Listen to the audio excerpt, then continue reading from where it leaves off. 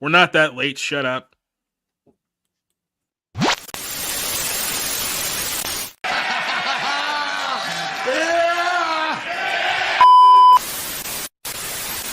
We're men, and we're not afraid to say that we love other men. What up, G? My life is nothing I thought it should be and everything I was worried it would become, because for 50 seconds I thought there was monsters on the world.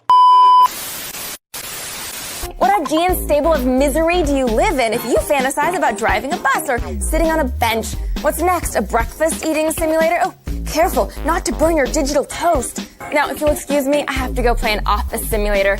Oh, no wait, that's my job.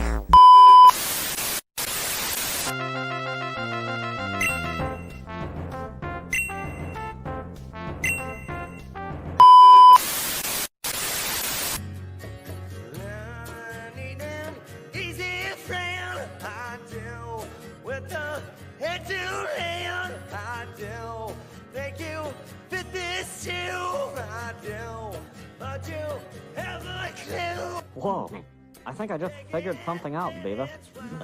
What? This sucks. Yeah, it really sucks. This sucks more than anything that has ever sucked before.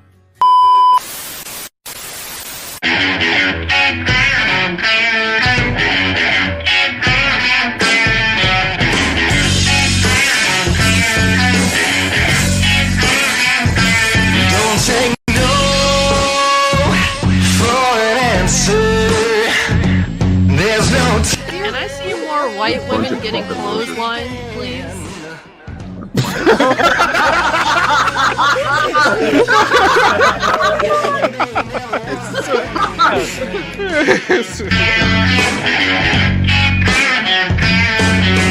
People don't understand. People don't understand. People like me. Because these eyes can see right through you. Don't be surprised. So Snoop Dogg wins the match because Shane McMahon blew his knee out. Damn, that was bad, bro.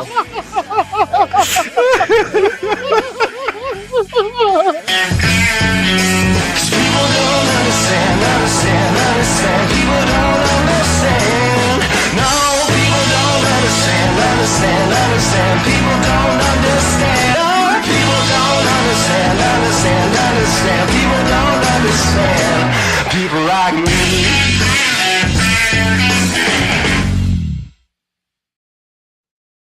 Hey. This guy's here.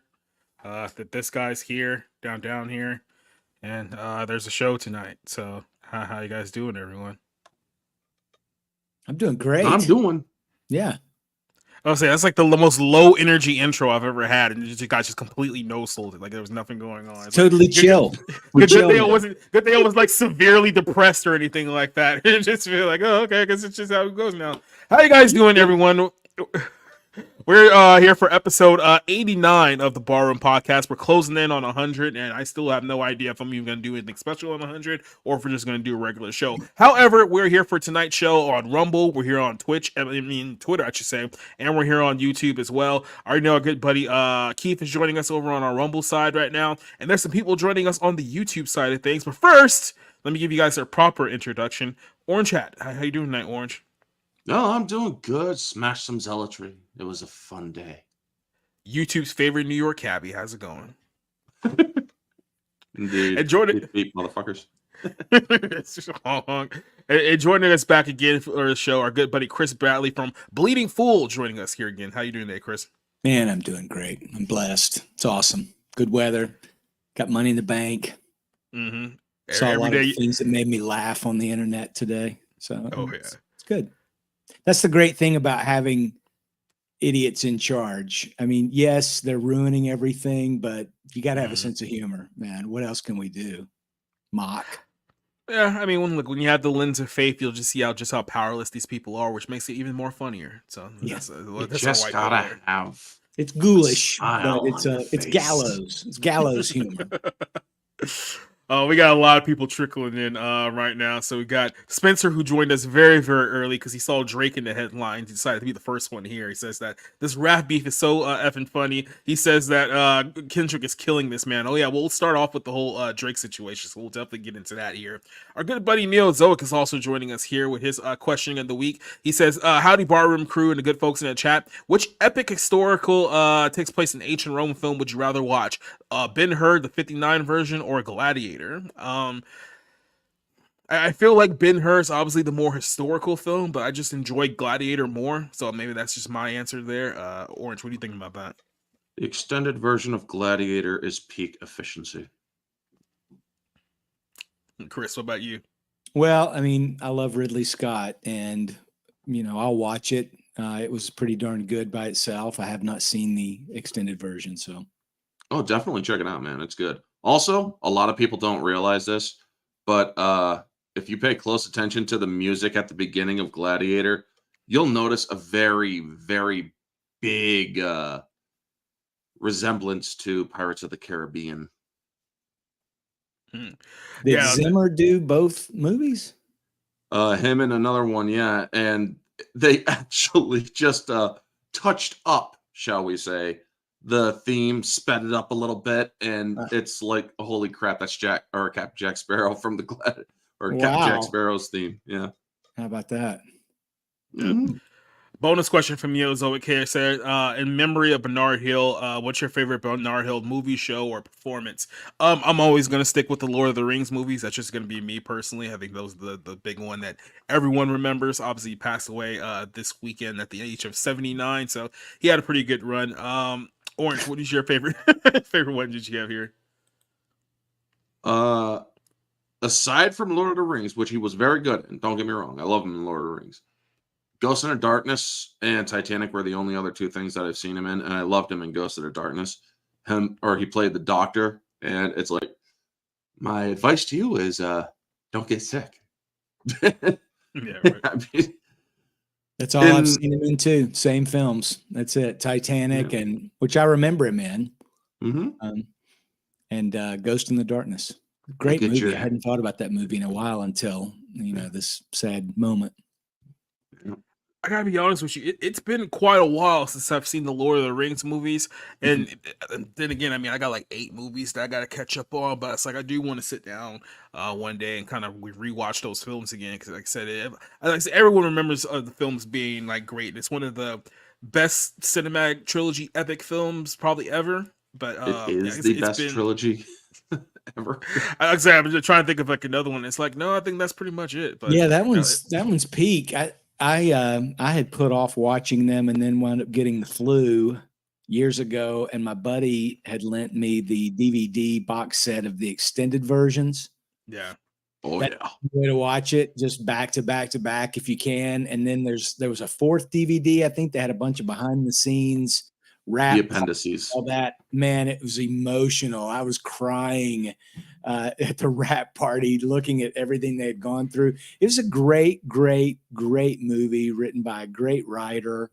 That's a touchstone for films. Whatever Rings of Power is doing, I'm not going to watch another frame of it. It's got nothing to do with this. Peter Jackson's Lord of the Rings is tops. And what way, folks, since we're talking about extended films, right? Yeah. Put it this way, folks. If you are, or you can only count yourself a true Tolkien movie fan if you can watch all 3 extended editions back to back with credits and not use the bathroom once. No, I can't do that. It's called Bring a Freaking Bottle. Oh, okay. Yeah, I can do it with the travel jug. Yeah, that if you bring a freaking bottle or a gallon jug. Or that's why I like the pause button, guys. That's why I like that pause button. Unless you just want your bladder to spontaneously combust. Yeah, I don't recommend you doing that at all. But by the way, just a quick little side note. If you guys are like fight fans, I know there was a story that went out earlier today. We played a few clips from Sean Strickland. So, Orange, you might know who he is. Chris, you ever heard of Sean Strickland before? I heard of him, yeah. Yeah. So apparently the UFC offered him a fight with Hamzat Chimaev in Saudi Arabia, which Sean turned down for the obvious reason. I'm just thinking to myself, why in the hell would you ever take someone like Sean Strickland, who is known for just saying anything that comes out of his mouth, to a country like Saudi Arabia? Are you trying to get this man killed? Oh, shit. The first thing he's gonna say, getting off that plane, he's gonna start talking shit about Muhammad, and they're gonna want to cut his head off in the middle of the street. It's like, what are you guys thinking over there? But I just thought that was pretty funny. Were they thinking? Apparently not. Leslie Tarkin joining us here, saying hail to all you lovely people. Neozoic is here. Orange Hat is going to be in the chat with you guys here tonight. Vanya is joining us here, saying hello, people of the USA. Yeah, he's across the pond. Way across the pond. Yep. Alex vs. Evil joining us here tonight. DK is also joining us here as well. Tactics Jones says that apparently I got into Cider Stash for a low energy intro. Exactly. Also the theme from The Island. Oh yeah, remember that as well. So there you go. Dante joining us here as well. Leslie Tarkin saying that the extended Lord of the Rings is awesome. It says long live Theo. Man, yeah, I gotta watch those movies. It's been quite a while. Saying hell, quite some time. Am I the only one? Yep. Am I the only one who read the books before the movies came out? I would say yes, maybe. Possibly. Who else do we got going on here? Barroom Spencer is back now here with us because he desperately wants us to talk about Drake, and then obviously everyone else joining us here as well. So let's go ahead and get into this because there's a couple of topics that I want to get into, and there's a couple of trailers that I want your reaction to. I'm a little bummed out that Rob's not here tonight because Rob's a little bit under the weather, so he's taking tonight off. But I really wanted him to suffer through a trailer that we're going to be watching throughout the course of this night. But we're going to start off with a story that's been dominating the internet all weekend. It's a story about Drake. If you guys are hip hop fans out there, Drake and Kendrick Lamar have been having this back and forth rap battle that's been going on all over the internet, where one guy records one song about another guy, and another guy answers with another song, and they've been doing that pretty much for like the last 3 or 4 days now. And I think it's safe to say that Kendrick Lamar's shots at Drake has stuck a little bit better than Drake's has, because now the entire internet is pretty much consumed with the fact that Drake may or may not be a pedophile, and it has to do with a little relationship or friendship that Drake had with Millie Bobby Brown when she was 14 years old, and I believe he was like 29 years old. So here's what happened. Over the course of the weekend, Kendrick Lamar released a number of songs about Drake, alluding to the fact that he's a pedophile, outright calling him a pedophile, saying there was lyrics about him saying that, I want to strike a chord, but it's probably A minor, which is, a reference to Drake. Drake is responded to those allegations by name dropping Millie Bobby Brown, saying that he's not a pedophile because he had a relationship with this woman, even though in the song that Kendrick called him out on never actually mentioned her by name, which is what everyone was saying here. So the rap world has been consumed. This is from Bro Bible, by the way. Rap world has been consumed with the increasingly heated beef between Drake and Kendrick Lamar. A ton of people think that the former accidentally told on himself while name dropping Millie Bobby Brown in a response in a diss track. For you guys who don't know who Millie Bobby Brown is, she is the young girl from the Stranger Things Netflix series. She's been in the Kong vs. Godzilla films as well. So obviously she's big ties if you guys are Netflix fans out there. But during the feud, like I said, Kendrick Lamar fired a whole bunch of shots at Drake with a couple of songs. I know one song has really been blowing up. I think it's like You're Not Us or something like that. You're Not With Us, something along those lines. We'll get to that here in a second.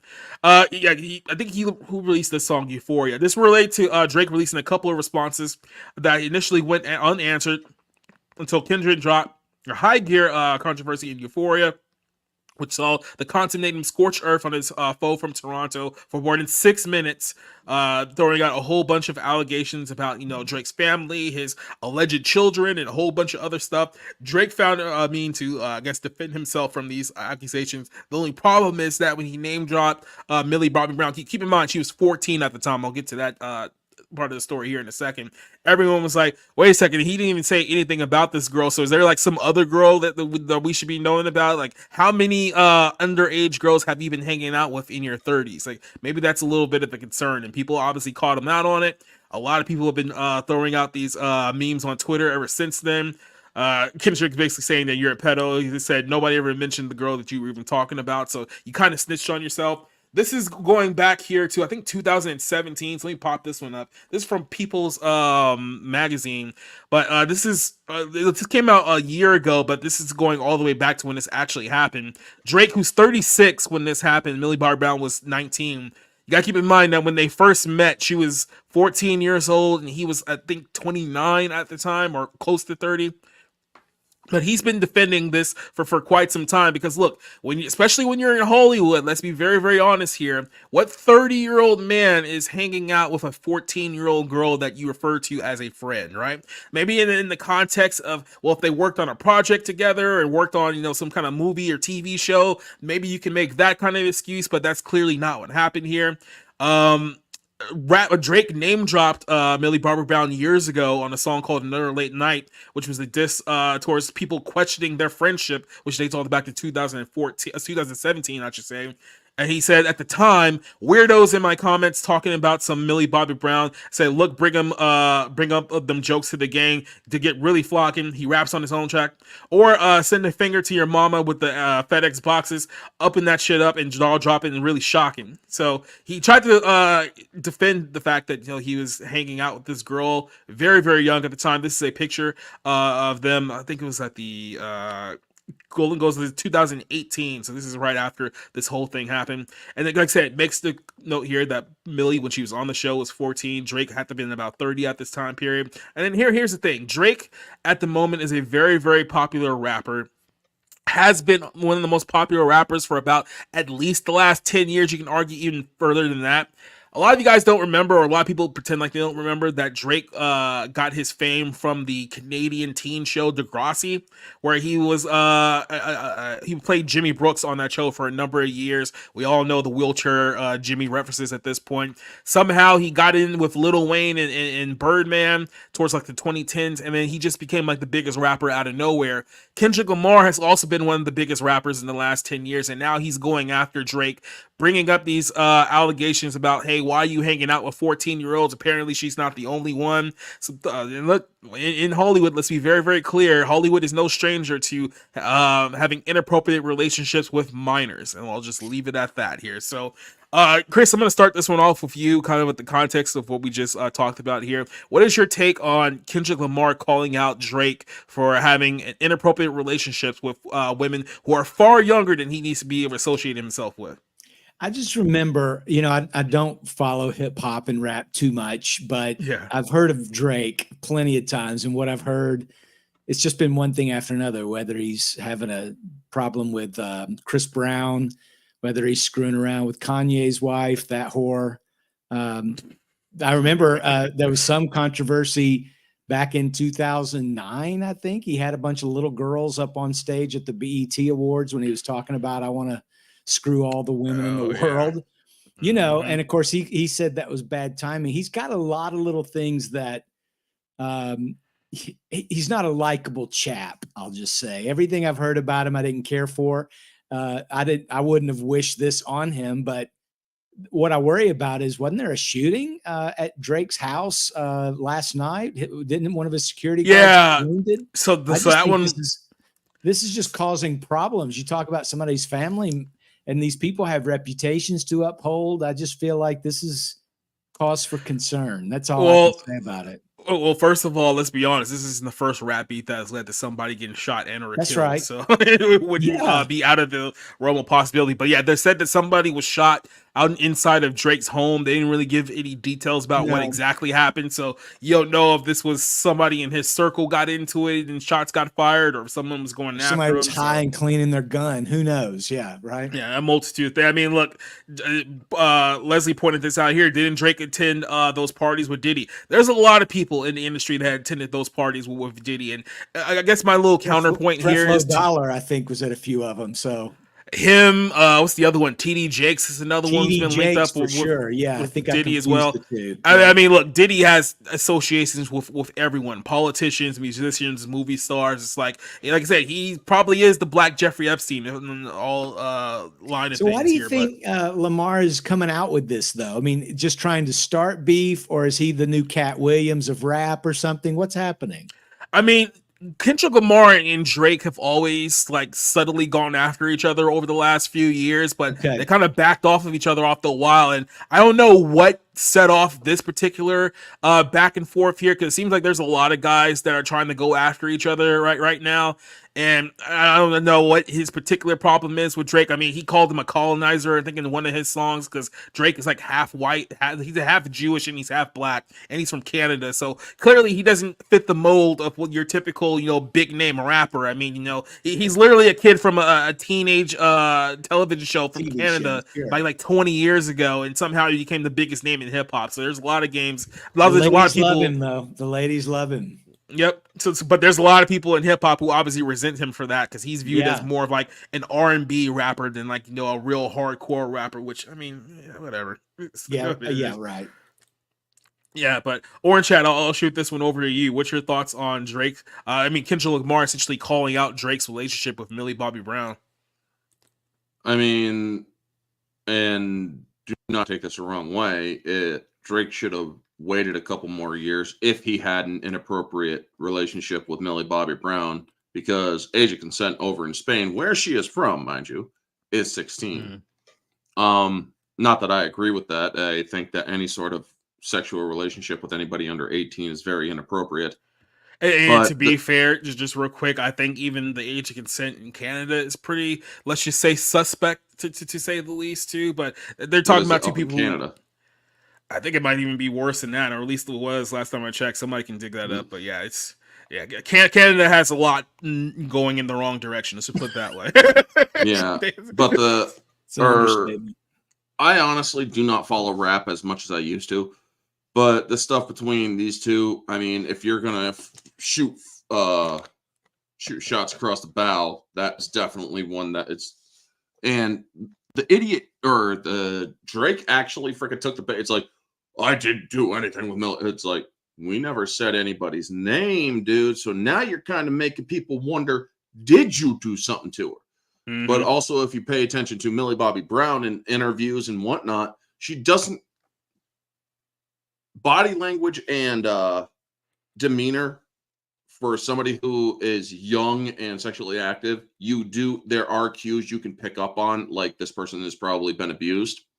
Yeah. She doesn't like give Billie Eilish. Doesn't give any she doesn't give any of that, or she doesn't give any indication of it. Now some people are probably a lot better at hiding that sort of stuff than others, but she does not give that sort of indication, because honestly, she was like, why are people trying to sexualize me the second I turn 18?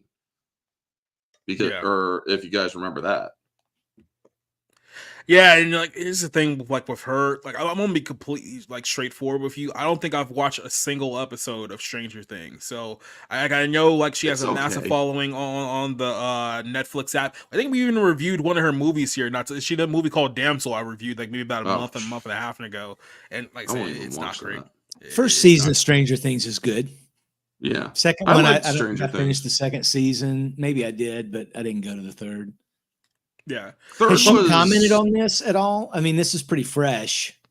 Well, she hasn't commented on any of stuff like this, or at least not recently. He shouldn't have either. Drake should have just come back with a rap battle that just put Kendrick down and said, I don't need little girls like you. You know, I get women all the time. Or, I mean, he could have done anything. I'm screwing porn stars, but he shouldn't have responded at all, literally. Mm-hmm. And now I'm sure Lamar's got probably a whole album's worth of diss tracks ready to go. Who knows? I mean, they were playing the Kendrick Lamar diss song at like the NBA game last night during like the TNT broadcast. So this is how bad, like, when like a mainstream television is like picking up your diss songs. That's how you know you're in a bad way.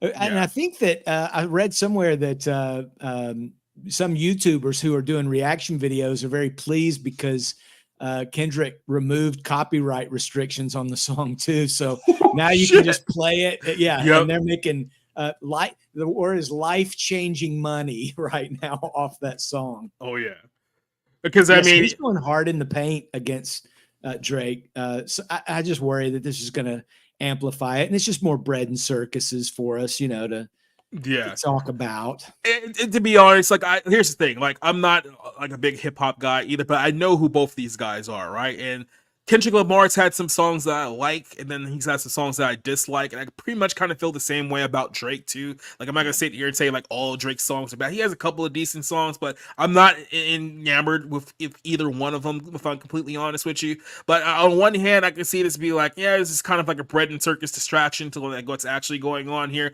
But at the same time, like I said, you go back to what Cat Williams said a few months ago. It's like 2024 is the year where all the lies get exposed, so everyone's looking for like the next lie that they can expose on a grand scheme. So there's some allegations about Drake's relationship with a minor, and they could link that to something else. Everyone's gonna link that right back to what Cat Williams said. So this is kind of like the next rung of that. Let's expose everyone. Like I said, Diddy was the big name a couple months ago, and now we're moving on to Drake. So it's just gonna be one name after another after another. So yeah. So any final thoughts here on the Drake situation? Let me just say this too.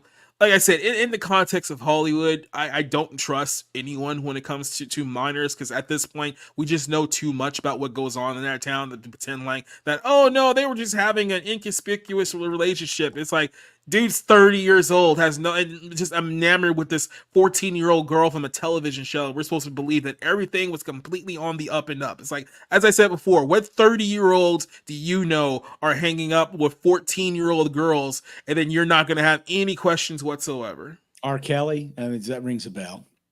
Right. We all saw how that ended. Now, didn't Drake also have another diss track about one of his kids, Pusha T, or somebody was calling him out about his porn star child or something? Pusha T came clean and said, yeah, okay, or something. I mean, came out on his next album talking about his son. So he's already gotten one diss track that exposed him. Mm-hmm. This might be another. Who knows?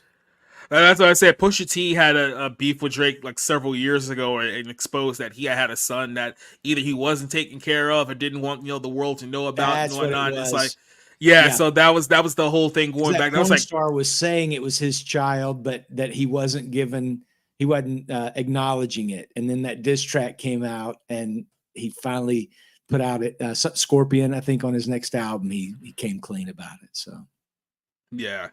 So I don't know if he's going to come clean about a Bobby Brown pedo rap. It's a little different. Because that's when the feds start investigating, and they start asking. Well, I mean, I don't know. Maybe the feds, especially if you see Diddy's boys down on the ground. His children down on the ground with their hands behind their head. The feds didn't look like they were fooling around. Yep. I think Spencer was asking the show drop. No, the stream's going fine here, so it might have been on your end. So, yeah, that's the way that I see it. Like I said, nothing. Like honestly, there's nothing that could be reported from Hollywood at this point that would surprise me. It's like any degenerate, criminal, horrific thing that ever came to life at this point, I'd be like, yep, no, that sounds about what happens in that town. It's like, yeah, if we find out they're sacrificing kids to Moloch, I wouldn't be surprised at this point. So, is that what they did at the Met the other night, or I didn't watch the Met Gala? Yeah, there was, I guess, whoever is in charge of that whole thing had whatever the theme was, and it was supposed to be about like AI and like creating like a new class in society. And it's like, no, I'm tired for this nonsense right now. It's like, we'll deal with that one on another day. Well, let's jump over here to this story. This kind of leans into what we're talking about with these child actors here, because we went from a couple child actors to another one. Victoria Justice, who you guys may know from the TV show Victorious on Nickelodeon. That was one of the shows in major contention with Dan Schneider. We all know the story about Dan Schneider, that documentary series that came out about a month ago. And she was also, I think, another one of his shows too. What was it? Zoe 101. So she's been around the horn for a while. Outside of those Nickelodeon shows, her career really hasn't like gone like anywhere. It hasn't really amounted to much of anything, but she's doing a film, and the name of the film is literally called Depravity. And so in this film, she's doing her very first sex scene, apparently, in this film. I believe she's like 30 years old now, but she's doing her first sex scene in this movie, and apparently she did not take very kindly to the fact that the sex scene that she filmed was on the very first day of filming. So there's an entire Variety article about her saying about the fact she was uncomfortable that her first ever sex scene was on the very first day of filming a movie called Depravity. And said somehow she didn't know what she was getting herself into. But this is Victoria Justice here, so let's talk about what she says here. Like I said, Victorious, everyone knows that show. She was on the Sirius LA1 Hits 1 radio show, promoting her new single, talking about her upcoming film Depravity, which required her to film her first sex scene. It was an uncomfortable experience. My first day on set, I had my first ever sex scene. I'm like, really, guys? We're going to schedule this on the first day? He's like, cool, thanks for that. It is uncomfortable. I was very nervous about it and totally anxious about the whole situation. And I was like, did I make the wrong choice? I don't know if I should do this. She stressed that, she had a lot of faith and trust in our director. And he made us feel very comfortable about it. Says, listen, I'll show you beforehand. If you don't like it, then we'll change it. Depravity marks the directorial debut of Paul Tamsity, who's known for his work as a screenwriter on The Fighter and The Finest Hours. The film centers around a group of tenants who suspect their neighbor is a serial killer. Throughout the investigation, stumble upon art heists worth millions. And then she's going to be in this film with a bunch of other people you probably haven't heard of anyway.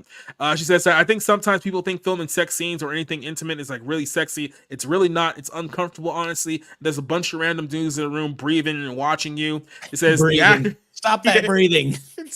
Like silence. The actor I was with were friends, and as much as we could be, we barely knew each other because it was the first day of filming. He was a super nice guy, made me feel safe. It was very polite and respectful. So she went on to say that the filming of it was well done and it was tasteful. She just had a problem with the fact being the very first scene of the movie that she did. So essentially, it seems like they film this whole thing where they can just get the sex scene out of the way, then they can like move on to like all the rest of the stuff that's in the film. However, here's what I'll say about this, because I'll have a clip that I'll show you guys here in a bit too. And from a person in Victoria Justice's here situation, you agree to sign on to a movie that's clearly called Depravity. They tell you ahead of time that there's going to be a sex scene in the movie, and then you agree to it. I don't know how you can then turn around and claim that you were somehow uncomfortable by the situation or you caught off guard about it. It seems like, if this was a film that you were really truly that uncomfortable with, you probably could have just turned it down very easily. And I know some people will say that, well, like I said, her career's not that hot. Maybe she doesn't have the opportunity to turn those roles down. I think that's a bit of BS, if I'm being completely honest with you. I think that when it comes to actors, as much as they want to present themselves to be victims of this situation, you have a lot of power to choose what you're going to do and what you're not going to do with Hollywood. The problem is that a lot of actors get put in the position where they got to make a choice, and when at the end of the day, they always choose what's going to get them money, what's going to get them fame, what's going to get them all the luxuries and whatnot, instead of taking the choice of, yeah, you know what, I'm not going to sell my soul to do this, so I'm going to pass. And I think that's probably the big difference between Victoria Justice and a whole bunch of other people. And I'll start this one off with Orange Hat. What do you think about Victoria Justice, I guess, problems about her sex scene in the film Depravity here? Well, she did agree to the movie. They most likely did inform her this movie does have a sex scene. Are you comfortable with all that stuff? Now, should they have told her that we are probably want to get that, or we want to do this, get this done early to, get it out of the way? I mean, that is fine, depending on the context of the scene. Spraying it on a person can actually increase the authenticity of the scene, so to speak. If you are, or if they are not expecting it, or if the scene is meant to show a person is uncomfortable. I mean, there is ways, or that could have been a tactical thing on their part. However, I do believe that they should have warned her about it. It's like, we are going to shoot this first to get it out of the way, to kind of so that you can be more comfortable throughout the movie. And it's like, okay. Usually people wait. I do know that when it does come to scenes like that, they will usually wait until last possible minute to shoot that stuff. So I can understand her reservations, but she should have been, it is kind of obvious that she should be aware this is going to happen. this movie calls for the scene. You are aware, you signed a contract. We're sorry you're uncomfortable, but this is the only time we can actually shoot this stuff. So we have to get it done.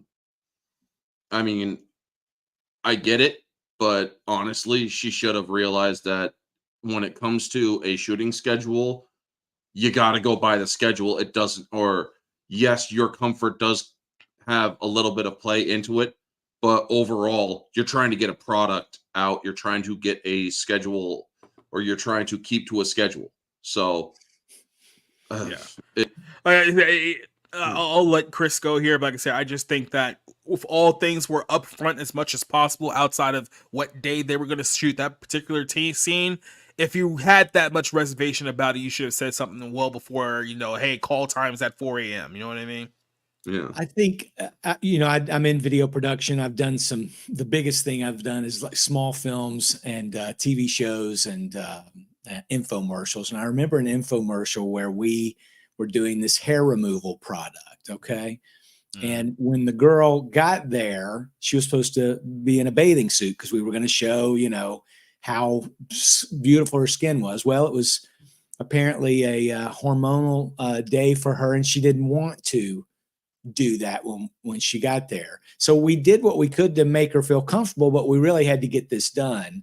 I only mention that because we don't really know what happened that day, right? Like, why is this the story that this actress is telling us? Did the scene not go well? So we're supposed to have in our minds, oh, she was uncomfortable that day. That explains it. Let's move on. Of course, this is the debut of a UK writer. He's never done a movie before. It does seem odd if everything's on the up and up that they're like, oh, hey, surprise, we're going to go ahead and get the sex scene out of the way. We think that'll be great. We know you haven't had a chance to get to know your co-star and develop any chemistry with him. So we're just going to throw you in here and we're going to surround you by the crew who you've never worked with before and who you've never met. I don't know. It seems kind of hinky and fishy that she's pushing this story out there. It seems to me like you wouldn't mention it at all. And I don't know if this is exactly how it went down, but it would make more sense to do the scene after she and her co-star, if it's even that kind of movie. You keep pointing out the name of it is Depravity. And is she the star of it, or is she just in it? She's a 31-year-old former Nickelodeon actress. Surely she's not the draw to this. But again, this is a debut film from a guy we've never known to direct before. Maybe he was creepy and had some hang up about her and thought, if we go ahead and get the sex scene out of the way, even if she runs off, we've at least got this filmed. I mean, you just don't know. Yeah, and that's kind of my biggest sticking point there too. According to the Variety article, it does seem like she's going to be at least in a starring role in this film. Yeah. It just depends on how big of a production that we're talking about here. I guess we won't know that until the film comes out later on. Rick, just real quick here, if you joining us in, Victoria Justice was complaining about doing a sex scene for a movie that she agreed to. The movie's called Depravity, and I guess her sticking point is that the sex scene should not have been filmed in the first day, and she's very uncomfortable about that. So do you think that she has kind of an angle to be upset about this, or is this, hey, this is what you agreed to? Well, no, I am pretty much in alignment with Orange. I think it probably was not the best idea to have her first scene be a sex scene. I presume that it's integral to the plot. I would just say, though, that it's probably not the best choice to start your very first day's filming with the sex scene when you don't know the person. You've not had a chance to really communicate or do anything with your co-star. And what she could have done is maybe ask for a closed set where it's just the cameraman, the director of photography, and just had as small a crew as possible. That, I think, might have made her more comfortable if it wasn't open up to all of these hundreds of people on set. Or she could have just said, looked at the shooting, or looked at it and said, could we hold off on it? Is it really necessary to start out with the sex scene? Maybe hold off for at least a week, shoot something else, shoot around me. There could have been other things done. But I'm going to be more lenient toward Victoria Justice that maybe it was not the best idea for her to have started. I mean, again, it's not. I don't want to say it's her fault. So I would say I'm more on her side that maybe it was not the best idea to start with a sex scene. Yeah, I wonder if this guy's new to directing, what he was thinking, that she wouldn't be prepared, that he's not going to ask her, what can we do to make you feel more comfortable? It just seems, that's why it just seems so strange.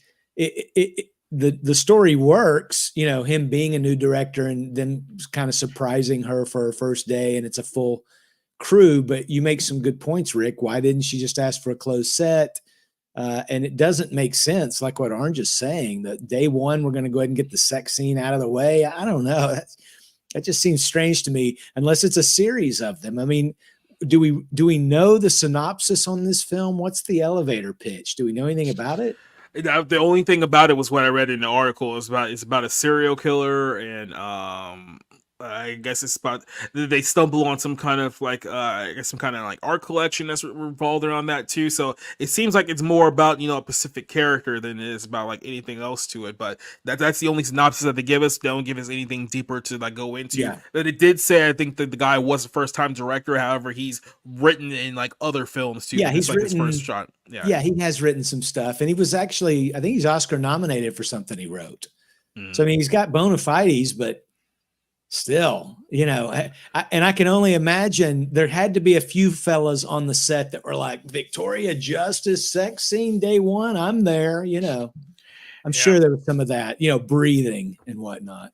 It's a sad situation, reminiscent of when Marilyn Monroe did that scene in 7-Year Itch where her dress lifts up. Now, she actually wore 2 pairs of underwear as they were just filming that, but they kept shooting over and over and over in front of a large crowd, which was hooting and hollering and making it worse. Yeah. So it's not the first time an actress has been exploited, and she did do the best she could, Marilyn Monroe, and I presume Victoria Justice did as well. But yes, I don't want to say it's fishy, but it's questionable.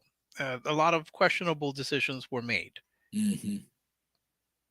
So here's a good example of kind of the opposite side of this. So some of you guys may notice, actually you may not. Her name is Madeline Carroll, and she was a girl who was in a few big movies and shows. She was in a show called Flipped. She was in, I think, the second Resident Evil movie, if I'm not mistaken. And believe it or not, her story here is that she was supposed to be the girl who played Chloe Moretz role in Kick-Ass, in the Kick-Ass movie. Obviously, the role of Nick Cage's daughter in the film. And she ultimately decided against it because she wasn't comfortable with the dialogue that they wanted the character to say. Because obviously it was a very, very vulgar role for a kid who was that young at the time period. So she passed on. And here she is talking about what essentially led her out of the mainstream Hollywood industry. It goes kind of the opposite example here. It's like, if you're really, really not comfortable with something, it's like, you don't have to do it if you don't want to. But then again, it requires maybe a little bit of faith and a little bit of strength here. But so here's her talking about her story and experience in Hollywood, especially at that young age. And then I hit 15, and everything changed. I was no longer, getting these clean-cut, edifying roles. I began to get, sent these parts where I would have to do things that I didn't want to do. So that became a struggle. I'm at like the peak of my career. Everything's happening for me, doing a bunch of films, and then it just all stopped. And all these roles were just so incredibly dirty. So I began like this journey of a really, really hard struggle with God. Really, really hard decisions. Being tempted left and right. Being offered all kinds of parts and shows that I didn't want to do. I ended up on a show, but a few episodes into this show, they wanted me to do something that I wasn't comfortable with. And I was literally on my way to church, and I read this script, and I like had my mom pull over. I throw open the door and I start throwing up outside the car. And I'm like, oh my goodness, I can't believe what I'm reading. I can't believe what I'm seeing. And I was like, God, like I'm panicking because in TV you're under contract, so you can't get out of it. Like you literally can't get out of it. You're forced to do it. So I'm like roaring and crying, and I said, you know what? I gotta pray. I said, God, you have allowed me to dodge landmines my full career. There's no way that you would get me to this place that I'm legally bound and there's nothing I can do. Like that's just not who you are. So I said, God, somehow, some way, I'm not gonna be upset about this anymore. I said, you're gonna turn this around, and matter of fact, you're gonna somehow glorify yourself in it and get me out of this. So I gave him like this whole instruction. I'm not kidding you. It was one of the hardest things I ever had to do because one of my friends is who got me the part on the show, one of the producers. So I'm mortified because now his, neck's in the news for getting me on the show and causing all this. So despite all that fear and anxiety, things like that, they can kind of corner you and make you think, I have to do something, like there's a gun to your head. But I knew who God was, and I knew that God was bigger than what was going on in the natural. And so I said, I'm sorry, I can't do it. It's just, there's nothing else I can say other than I can't do this. Please don't make me do this. And I'm not joking with you. Instead of being upset, instead of being angry, I got called 20 times this one day by this number that I didn't know, and I don't answer numbers I don't know. And they called me. Finally, they start calling my house phone, so I answer, and I'm like, hello? It is the lead actress on the show, whose show it is, who's, crazy big, and I'm like, can't believe it. I'm like, oh, hi, and I think that they're gonna yell at me. And they literally said to me, I just want you to know that it has spoke so much to so many of us over here. And we can't believe, especially me, I can't believe this choice that you've made, because there are things that I wish that I could take back in my career that I'm not able to take back now. And I didn't have the boldness that you had. And I didn't see God that way. But I just want you to know that don't feel ashamed and don't feel like you made a wrong decision, because God is your casting director. God is your director, and God is your producer.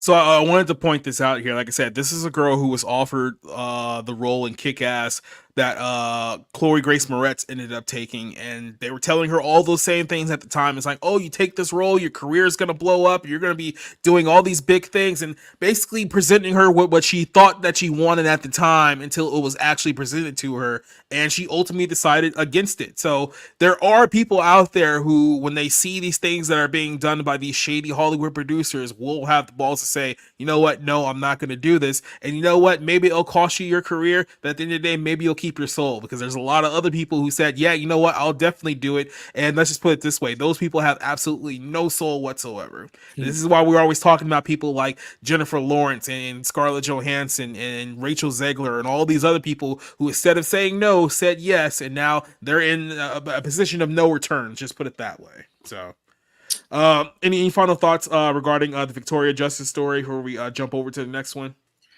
Well, real quick, this actress that you just featured, yeah, it could be that the other actresses on that show felt intimidated, and her stance, based on her principles and her morals, was the catalyst to get them to say, you know what, we're not comfortable either. So we're not going to do something, or we're going to reevaluate what we do on in our own careers. So it just takes one person to make that step, and maybe encourage others to take a different step. So good for her. Good for her. Definitely. Yeah, I think we also brought this up too, just real quick before we move on, is that if you remember, it was Kick-Ass 2 that Jim Carrey was in, and we've spoken about this before as well. Like, the Jim Carrey did Kick-Ass 2. He was in that film. I think right before that film premiered, it's when Sandy Hook happened. And Jim Carrey was so distraught about Sandy Hook and then being in this movie that glorified violence. He really did kind of leave the industry there for a long period of time. I think it was like almost like a 10-year period where he didn't do any films whatsoever because he just wasn't comfortable with it anymore. Now they eventually got him to essentially come back for the Sonic the Hedgehog series to play like Robotnik and whatnot, but looking at that time period outside of Robotnik, he's really not done any movies whatsoever. So I think it's very interesting that you have a couple of people kind of making a decision that, you know, hey, this isn't really for me anymore, and they're both based on one or two Kick-Ass movies that came out of that too. So, and then like I said, who really remembers too much about the first two Kick-Ass movies? I mean, Aaron Taylor Johnson was obviously Kick-Ass in that film, but I don't know, because they're still trying to figure out if he's going to be Bond or not. But the good question I was going to say is, he really a bigger star for that movie, or was it the other films that? No, yeah, no, he's not that big of a star. Although he was in the movie we saw. I'll say though that Roger Ebert did say that he found Kick-Ass a very depressing experience because he was very turned off by the violence, which he thought was way too much. So that's one of my memories of Kick-Ass, and I did give it a very negative review. It's like one of the worst movies of that year. Yep. So let's jump over to quite literally, all of these stories seem like they flow right together with each other, because we're talking about Hollywood actresses kind of selling their souls and going down a rabbit hole of no return. Let's talk about Kristen Stewart here. Now, we reviewed Kristen Stewart's movie, was it Love Live is Bleeding, about a month ago was when we watched that movie. It's actually not a terrible movie, but I will say this: the movie is not good because of Kristen Stewart. It's good because of the other girl. I think her name's Katie O'Brien. She actually makes the film like somewhat entertaining. But she's obviously, Kristen Stewart, I should say, is going all in on her queer identity and being all in on the LGBTQ. So she's essentially directing a movie now, and she's given the synopsis about this film that she's coming out with. And I don't know if she actually wants people to watch her movie, because what she's telling her people the film is about, I don't think anyone wants to go see. She's saying that her new film as a director is going to lean into incest and periods. And this is quite literally what she's saying here. Actress Kristen Stewart, this is the Twilight girl, not too long ago. So this is her fall from grace here. Kristen Stewart is openly admitting that she's going to extremes in her directorial debut, aiming at the controversy of the film with Jesus and Dogs, saying that what she thinks Americans actually might like. She was nominated. Because of that, what was it, Princess Diana movie. I was gonna say, who nominated Kristen Stewart for an Academy Award, and I forgot she was in that film. Yeah, but, Spencer. Yeah, and she's doing a film now called The Chronologies of Water, which is filming in Latvia, and the Twilight stars insist that it won't be some sort of film that most Americans are used to, which probably means it's going to be garbage. The film is an adaptation of Linda Yakovich's memoir, I should say, and the author focuses on her bisexuality and drug addiction issues, and that it's not a feel-good movie of the year, certainly. There's a shocker. Stewart, though, is excited to shock audiences with this film. She talked about, my movie is going to be about incest and periods and women violently repressing her voice and her body, which at times is hard to watch. It's not going to be a fucking thrill ride. It's going to be a freaking thrill ride. And I think that's commercial. I don't think that I have any gauge on what that means, which is exactly what you want your director of a film to say, that she has no idea what the gauge of the audience that she's directing for. That usually means good things are going to happen there. I think people would want to see that, but then again, I think maybe people want to see movies about like Jesus or Dog, she scoffed. She also... Exactly, especially compared to what you just said, everyone's gonna take that movie. She says that it's a fletching film culture here, talking about Europe, by the way, what the European audiences are into. He says, look, I'm all about the way that we make movies here in the United States, but I sort of need a radical detachment. I'm not yet I'm not a director yet. I need to make a student film. I just can't do that here in the US. By the way, in 2019, very interesting here, Kristen Stewart made the comment that she insists that she talks to ghosts because she's really sensitive to the energy of ghosts. So it's weird how it seems like everyone in the LGBTQ, whether it's Ellen Page and Kristen Stewart and all these actresses, are talking to ghosts recently. It seems like that has anything to do with maybe their current situation. But outside of that, so basically she's saying here that she's making a lesbian art house movie in Europe, which is probably going to be disgusting to the overwhelming majority of audiences that actually watch it. But I guess she knows that going in, so it's like, good luck making a movie that no one's going to want to see.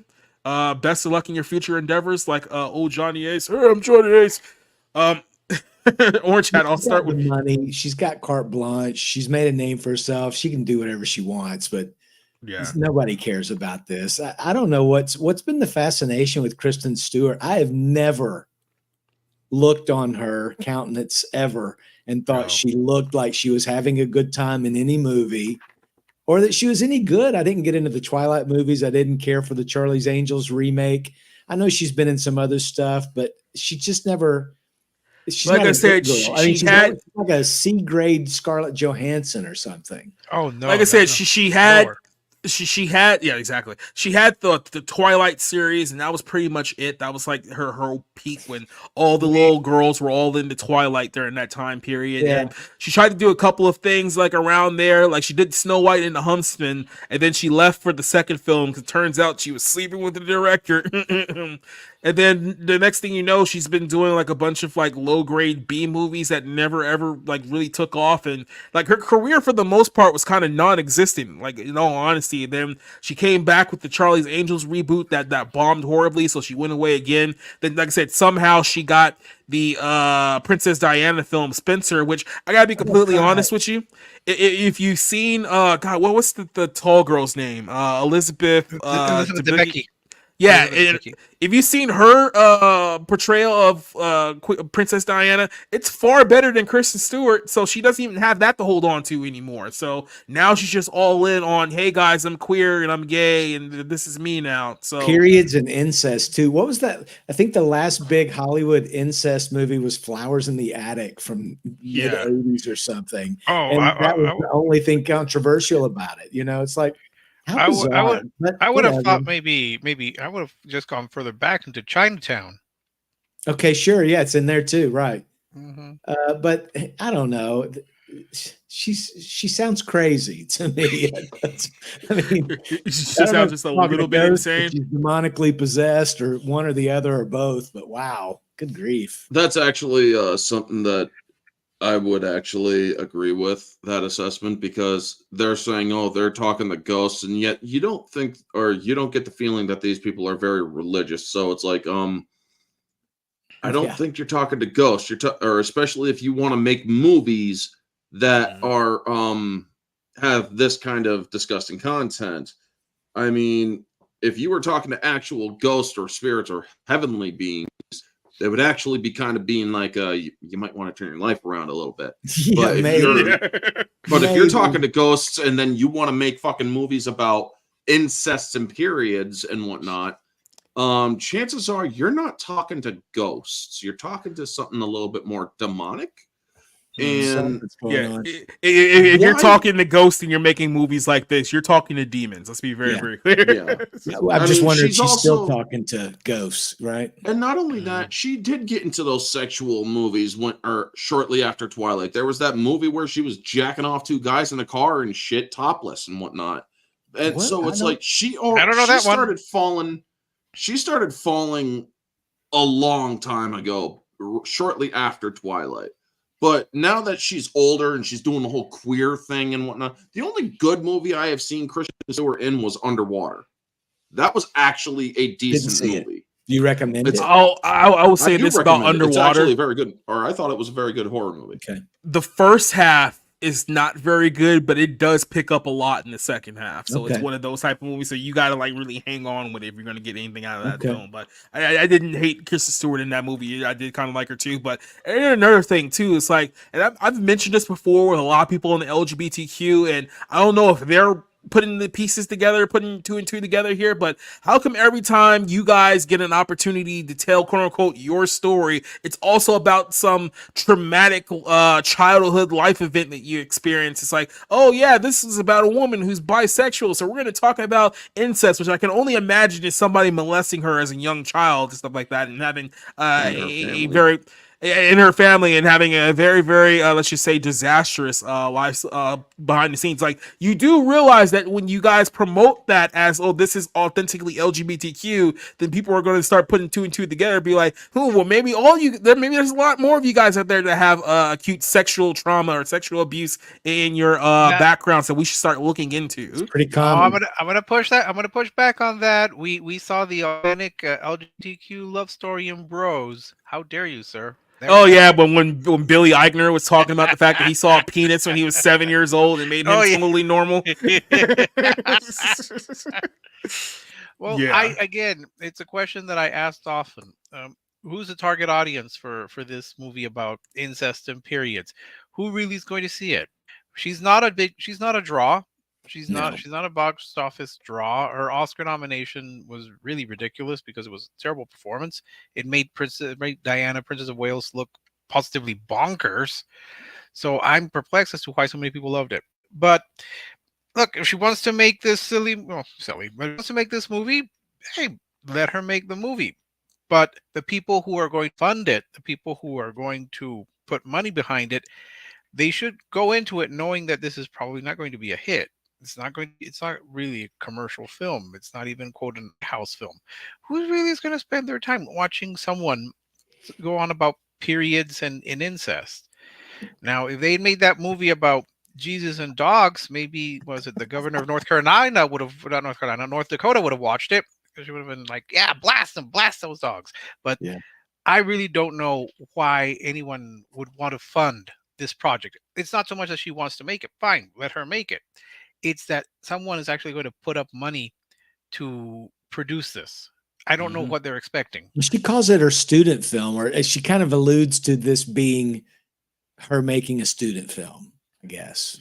Right. You know what I wonder here, because we've said this a lot with, like, you know, when you hear about a painting that's basically like a banana taped to a wall and it sells for like $18 million, you think to yourself, okay, clearly there's like money laundering going on here. Like there's some kind of like Russian oligarch who's like passing, like, you know, gun money like through this painting. I think to myself, is this this what Hollywood is now? Is it just an organized like mass like money laundering scheme now, where it's just like, oh, we're gonna make a queer movie or a superhero movie that costs $300 million, and then you watch the effects and they're shit. It's like, where did all the money go? It's like, oh, they were just laundering money behind the scenes. Godzilla -1 comes out and everybody goes, hey, we need to get rid of that VFX studio we paid $300 million to. Yeah, I mean, compared to Ant-Man Quantumania, I mean, the effects are just night and day. My question is, who knows who the subject of this film is? This person, whatever her name is. If you're going to make a biopic, shouldn't it be of someone that has either had an interesting life or that you know? If you're going to make a biopic about Gandhi, you know who that is. If you're going to make a biopic about Margaret Thatcher, you know who that is. Even if you don't know who T. Lawrence is, you get a great filmmaker like David Lean, and hey, you get Laura Arabia. But who is this person? Why should anyone invest their time going to see a biopic of this person whom none of us have heard? I don't know who this person is. I generally don't know. So I don't I don't know that you need to even, like David Lynch's movie Straight Story. That's some guy on a riding mower who's going to see his brother, right? If it's a good director, which I don't have any indication that Kristen's going to be a good director, right? She could maybe make it interesting, but she's just getting out there saying, you know, it's not Jesus and dogs, it's periods and incest. I'm just like, well, no thanks. Nobody's going to go see it. I think this is a non-story.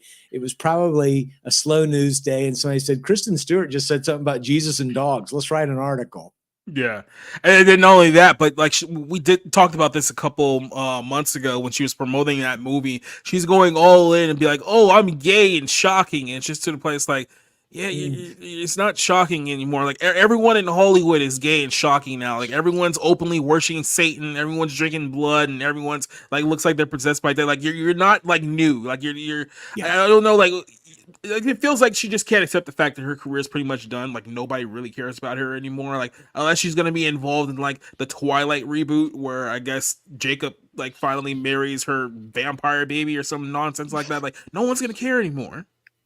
It must be a terrible life to live, though. You'd probably go crazy. People recognizing you on the street, wondering if you're ever going to be a big star again, and constantly being judged by your last film or however you appear that day. I mean, what a miserable life of living in a goldfish bowl.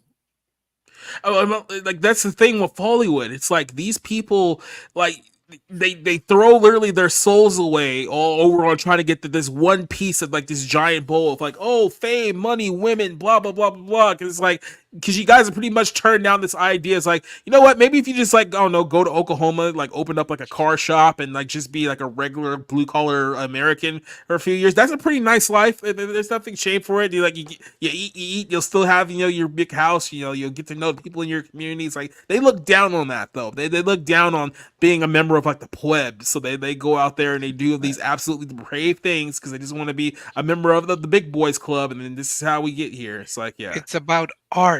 it's about art. So they're going to create. What did Brian something, Cox say? The theater is the church of the people, or whatever, as he was bashing the Bible last week. The theater is the one true church. I'm like, the theater's lies. You get paid to be fake. You're not who you say you are. I mean, come on, people. Hey, if you want a good message about the theater, go and watch that. Go watch All About Eve, where the character berates the actress when he goes to Hollywood. He says, the theater, it's not just, this little area. The theater is a flea circus. The theater is anything that could bring magic. Right.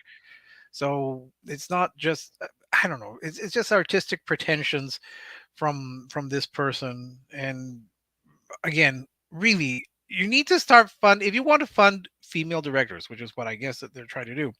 Start a training program for them if you want. That's fine. But giving all this money to Kristen Stewart, who's never directed a film, to make a biopic of someone that we've never heard, and we're going to center around periods and incest. Yeah, that's going to be a selling point. I mean, no, nobody's going to watch. So it's just money wasted. Yeah. Maybe Jacob's right. Maybe it is money laundering for all I know. But it's a waste of money. It's a waste of time. And it's no longer shocking. Being gay is no longer shocking. Yeah, like I said, it's just like, what's her face? Jennifer Lawrence. It's like Jennifer Lawrence grew up in small town in like Kentucky, went to Hollywood, threw quite literally her entire kin under the bus just so she can maintain this aura of being some super oppressed actress who's making $25 million for a Netflix movie that people are going to watch once and regret it for the rest of their lives. And that's what we're doing. And you have to remember, Jennifer Lawrence for a long time was very proud of the fact that she didn't do any nude scenes. Until, of course, she did one in Red Sparrow and then another one in No Hard Feelings. So I guess, Oscars don't go as far as they used to. And I don't think she should have won for that movie either, but that's neither here nor there. Well, I mean, those movies. You can always be Emma Stone, who I literally saw like her selling herself for that first Oscar with La La Land, because I know for a fact that she was like an independent who completely stayed out of politics. Then all of a sudden, La La Land comes along. It's like, oh, here comes Academy campaign season. It's like, oh my God, I'm so in for Planned Parenthood, and I just love the abortion, and I'm all for the killing of the babies. And the next thing you know, oh no, I get a good golden statue for being a good little girl. And then like, what was it, like 8 years later now it's just like, oh, I'm in this super degenerate depraved movie called Poor Things, give me another golden statue, Hollywood. And it's like, yeah, this is why Madeline Carroll just left the business altogether, because it's like at some point the price just ain't worth it. Yeah. I was reading something about Ryan Gosling was talking about he's very picky now about his movies. He thinks about his wife and his kids, and he doesn't want to do any dark movies. Yeah. And I thought about that. I thought, you really got to think about what you're doing, because these movies, once they're burned into existence, right? Once somebody's watched them, that stays with people forever. As long as we all have humanity, people are going to remember these movies. That's why we all felt this utter hair-raising cringe on May the 4th when Mark Hamill came out drunk to the podium and made a complete ass of himself. We're like, this is wrong on a myriad of levels, Mark. What are you doing? What are you doing? Look, so these movies. I understand. I understand a lot of you guys are big Star Wars fans. Let's be very, very honest here. Mark Hamill has no integrity whatsoever. It's like, I get it. He's Luke Skywalker. I get it, buddy. Come on, guys. But you know what I'm saying. You know what I'm saying. These actors, they're sort of saved in amber when they do these pictures, right? It's sort of like you sort of see them as an idol, like a little idol, if you will. And I don't know. It's just a bizarre existence for them, I'm sure. Yep. So speaking of Star Wars, I guess we can jump over here to this topic. You like that? I gave you that seg there. Yep, absolutely. Yep. The Acolyte. So if you guys don't know, Disney Star Wars is what we like to call in the mud right now. They don't really have much of anything, just like the MCU. They're desperate, except for at least the MCU has Deadpool in their pocket. Like Disney Star Wars has like nothing. They're talking about doing another trilogy, bringing back Daisy Ridley and Rey Star Wars. There's another actress who's done absolutely nothing in her career. She was better off just walking away while she still had what was left of her soul too. But they released this trailer here for The Acolyte, which we're going to play to you guys here. This is literally Hollywood's like last shot, like their last shot of making anything with Star Wars. How much billions of dollars did they spend on this property? And this is all they have to get people excited about the product moving forward. This is the Acolyte trailer. Let me go ahead and get you guys Sounds like thoughts. you're not impressed. So I'm getting the feeling that you're not impressed. Well, how about this? You watch this and Okay. you tell me if you're impressed. So let's go. Last night, a Jedi was murdered.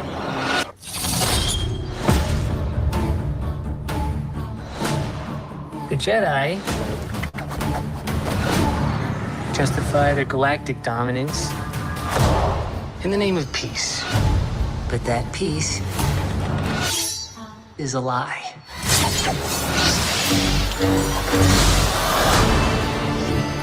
Jedi are being hunted.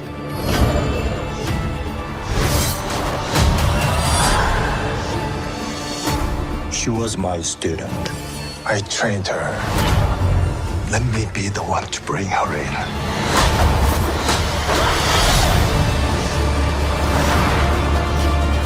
I sense this is only a small part of a larger plan.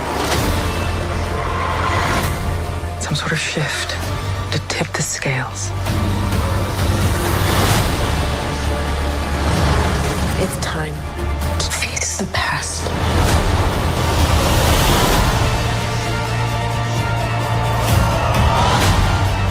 Destiny is not decided for you by an anonymous force. If you want to pull the thread and change everything, then pull it.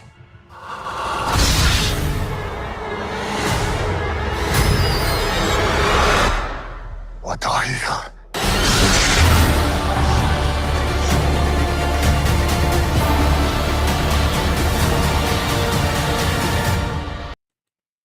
Okay, so was that the Sith Lord who laughs or something? Two things, Orange, and I'll let you start off this one here. One, when it comes to Star Wars, maybe this is why I'm so detached. And I'll admit, I've never been a big Star Wars fan. I gave Disney Star Wars a chance, and it pretty much blew it with The Last Jedi. It's been all downhill since there. But here's the thing. All of these TV shows, especially the Disney TV shows, they're all trying to establish their own thing, but the only thing that separates them from what Star Wars is that, oh, here's a scene with somebody with a lightsaber. It's like, oh, here's another scene with someone in a light. It's almost like they're trying to remind you, this is a Star Wars property. Like every time somebody does a pose and then like the little like light comes out of the saber, it's like, guys, really? Like we're still doing this? Like this is the only way you guys know how to sell Star Wars in 2024. So I just roll my eyes when I see that. And then here's the other thing. This Amanda Steinberg, who's the lead of the show, they for whatever reason Disney decided to base an entire television show around her. I do not believe I've watched a single movie where she. No, I don't think I believe that I watched a single movie that she's been in that was actually good. Here's a number of movies that I remember her being in that were terrible. Everything, which was awful. The Darkest Minds, which is another awful film. The Hate You Give was terrible. Dear Evan Hansen was another terrible film. Bodies, which I absolutely hated. That film came out a couple of years ago. And then I hated, I guess she had a voice spot in Into the Spider-Verse as well. So, like I said, I don't think I've seen a single thing she's ever been in where she's ever been any good. And she's only really known because she was Rue from the first Hunger Games movie. And then that's pretty much like her claim to fame there. So, everything to me is working against this film, and we're all trying to pretend like somehow this series is going to save Disney Star Wars. It's like, good luck with that. Who's saying that? Oh, the executives are saying that because they need the money at this point. Let's be honest. Or chat, what was your reaction to the Acolyte trailer? Do you think that this is somehow going to right the ship? No. Absolutely not, because one, their continuity is suggesting that, or this is taking place before 100 years before A New Hope, or not A New Hope, but Phantom Menace, and yet the Jedi are coming across a Sith Lord, red lightsaber and whatnot. I mean, yes, there are dark Jedi and such, but Sith Lords are basically the ones who would actually wield a lightsaber like that. Which goes, I mean, I can get into lore, but there is a line in episode 1, the Sith had been extinct for a millennium.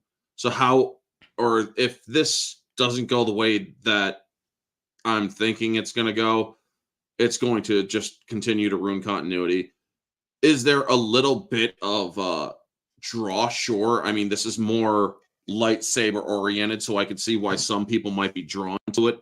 But honestly, I haven't seen much that is interesting. I will look at this show. I will take a look at it, watch an episode maybe, to decide whether or not there is any sort of entertainment factor. I'm not seeing any. That design of that helmet, like I said, it reminds me of the Batman Who Laughs, which is a Joker-fied version of Batman in a darker universe. And it's like, so is this a Sith Who Laughs? I mean, what is this? Darth Smiles? I'm not. They have a lot to explain, and these trailers aren't giving me enough to draw any interest. All right. Well, Orange, it's not Darth City. It's Darth Hilarious. So there you go. There you go. I'll say that probably just add in Dark Plagueis at this point. It'll make just as much sense. They won't. That's or his master Darth Tenebrous was, or 100 years before Phantom Menace, it was Plagueis' master who was actually the one that was behind the scenes, and Plagueis was soon to be found. Yeah. By the way, the show was created by Harvey Weinstein's former assistant. They don't want to tell you that when they're promoting this Speaking of film. Jennifer Lawrence. Yeah, Leslie Yeah. the forehead and chin Headland. I mean, I don't want to call her the chin because that belongs to Bruce Campbell. Yeah. Just call him the Blob. I think what you bring up about the lore is important. You know, if they're savvy, they could fix it. But this is Disney; they're not savvy. They won't bring in Darth Plagueis.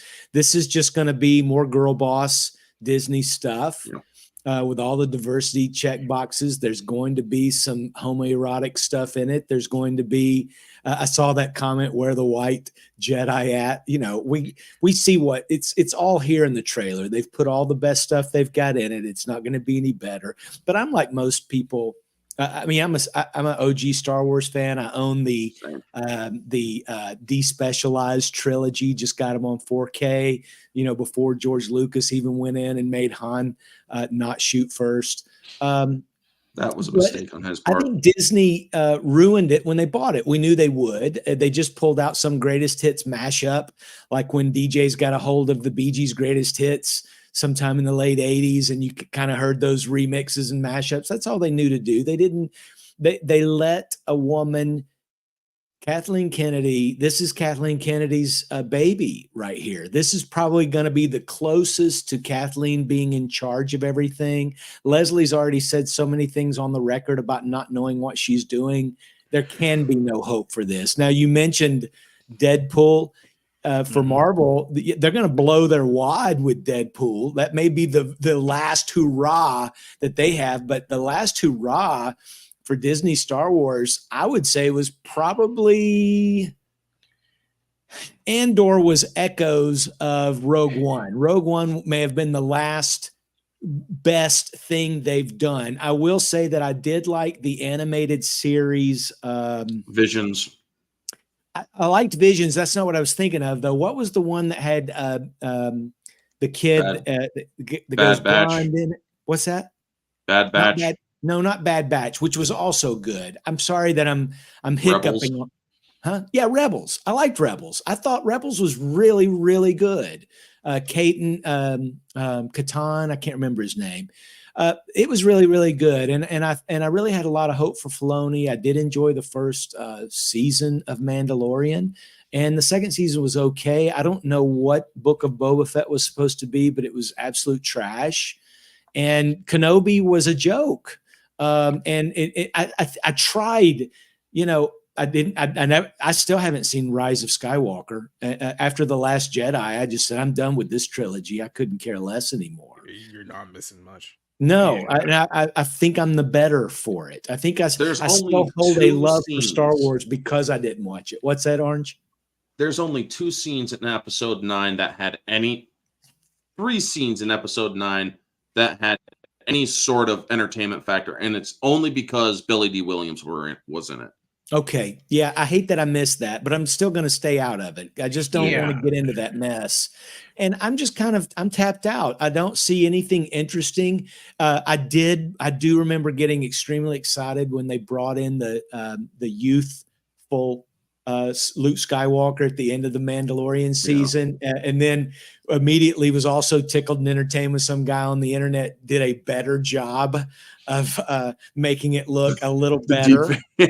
Yeah, the deep fake was even better. I mean, so I still get excited about that stuff. I still love the John Williams score, but Disney has really just destroyed so many great properties and emasculated so many heroes. I haven't watched the last Indiana Jones movie. I have no interest in it. I didn't care for Crystal Skull that much. I knew they couldn't improve on that. So I don't know. This is going to be trash, and maybe they'll stop for a while. Who knows? Yeah, they managed to find they managed to make something worse than Kingdom of the Crystal Skulls. Now, as someone who believes and will insist that the holiday special is canon, I think that with this Star Wars, it was curious that it was very, let's say, diverse in terms of the characters and the performers. And I mean, I guess that's the way the universe is in the Star Wars world. But there's nothing here that's like, oh wow, we need to have more of these stories. I'm not excited. I'm not excited for any of these episodes. Although I still have Disney Plus, maybe I will watch them. So all these. Go ahead. No, go ahead. Orange. All these glass ceilings that Disney is claiming to break with these new Star Wars shows have been broken for so many years, even long before Disney ever got a hold of Star Wars. When it comes to LGBTQ stuff, Star Wars did that before Disney bought them. There's gay Mandalorians. There's non-binary characters. They were changelings. They weren't human. There was genderless speech or languages. The Mandalorian language did not have gender in it. The word for father is the same as the word for mother, and grandfather and grandmother, and all of this stuff that they're saying, oh, we got all of this characters here and there. It's like, this is nothing new. You're trying to sell people on something that has already existed in Star Wars. You're not really changing anything. I did notice one of the actors had what I would say very contemporary hairstyle. That's something that's off-putting too. That's something that they are pushing, and it's ridiculous. Yes, and it looks strange. It's a bit like when people criticize. You're talking about the young guy that's got sort of the short dreads. Yes. Yeah. Yes. It looks too contemporary. That's a pretty common haircut, and usually it's sort of shaved on the side too. At least that's not the case here.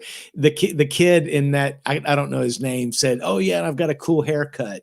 He was saying in some interview, and I'm like, no, you really don't. No, it takes you away from the idea that this is a galaxy far, far away. And it's like a nose ring, or it's too contemporary concepts into it.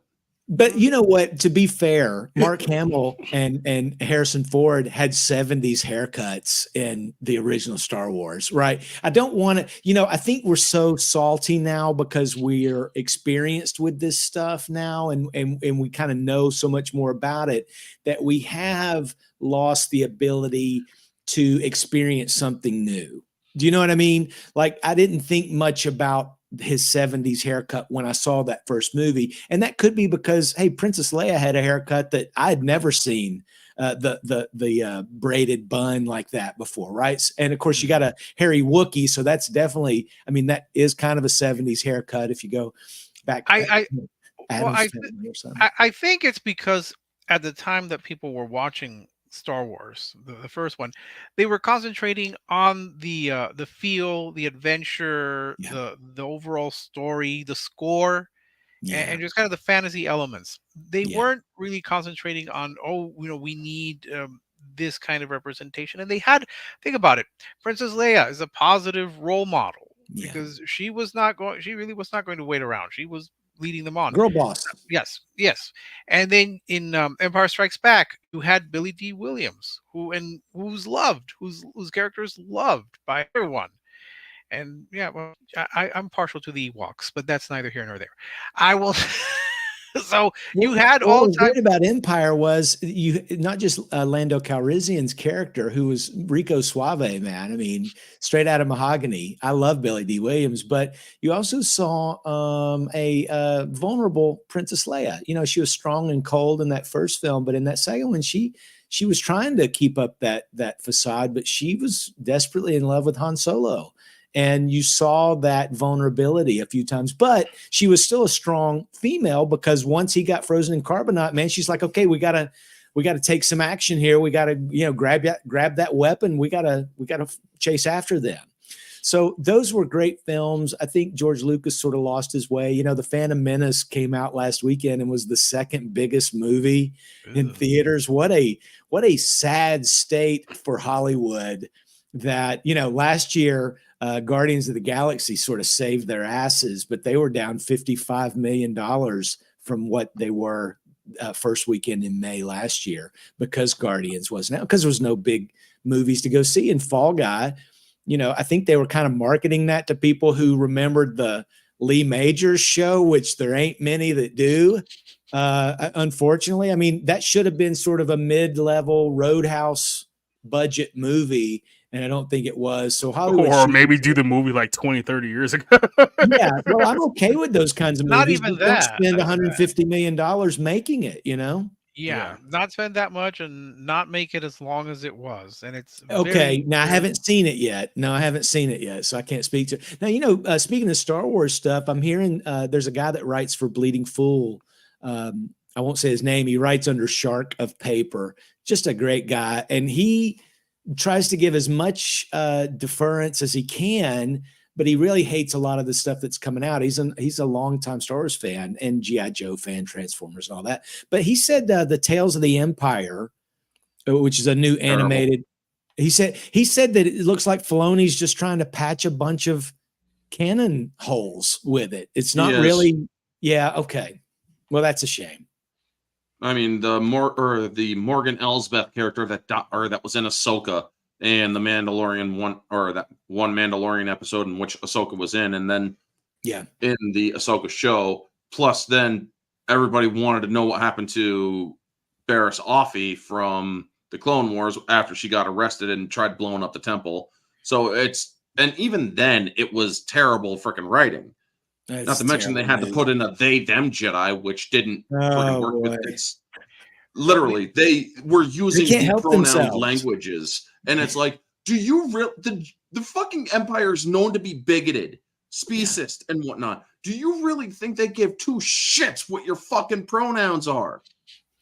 But nobody's going to smoke any carcinogen in the show at all. Just so you know, there will be no consumption of carcinogens after Zero the Hutt's Clone Wars debut. We still do not have the answer to one of the great Star Wars questions. When is Alden Ehrenreich going to come back as Han Solo? All right. Never. Did you ever see the other guy they had up for that role, Rick? Did you ever see the other actor that was auditioning for that role? He was the spitting image of a young Harrison Ford. Solo, I don't know why they didn't pick him, because they picked a guy who couldn't act.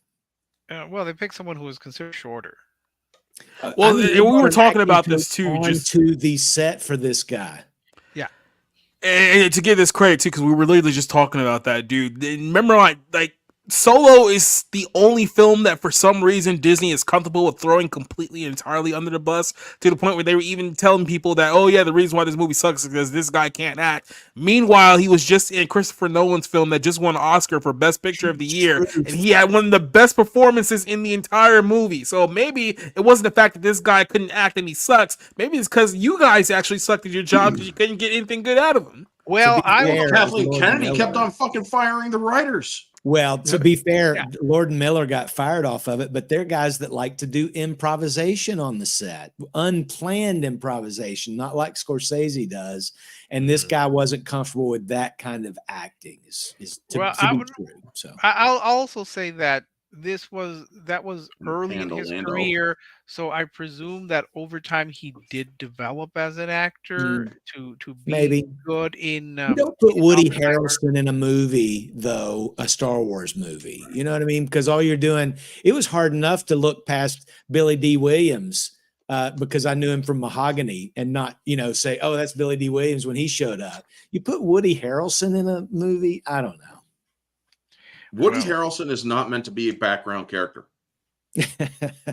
Woody Harrelson is meant to be. I couldn't handle him in the last Planet of the Apes movie, but it was good. And I'm hearing good things about the new Planet of the Apes movie. So I don't know how Disney's handling their Fox properties. Hopefully better than they've handled Lucasfilm. Honestly, they can't fuck around with the whole non-gender binary bullshit in that movie, because if they do, oh my God, people are gonna. They wouldn't dare, because here's the thing. Humans are supposed to be going feral at that point. They're supposed to be less, human. Yeah. And it's like, if this talking woman is non-binary, it's like, well, yeah, humans were degrading and evolving then. So don't underestimate Disney. At this point. Don't underestimate Disney to ruin another franchise. They can do it. They've proven it. Oh, yeah. They did it with Thor. Oh, my gosh.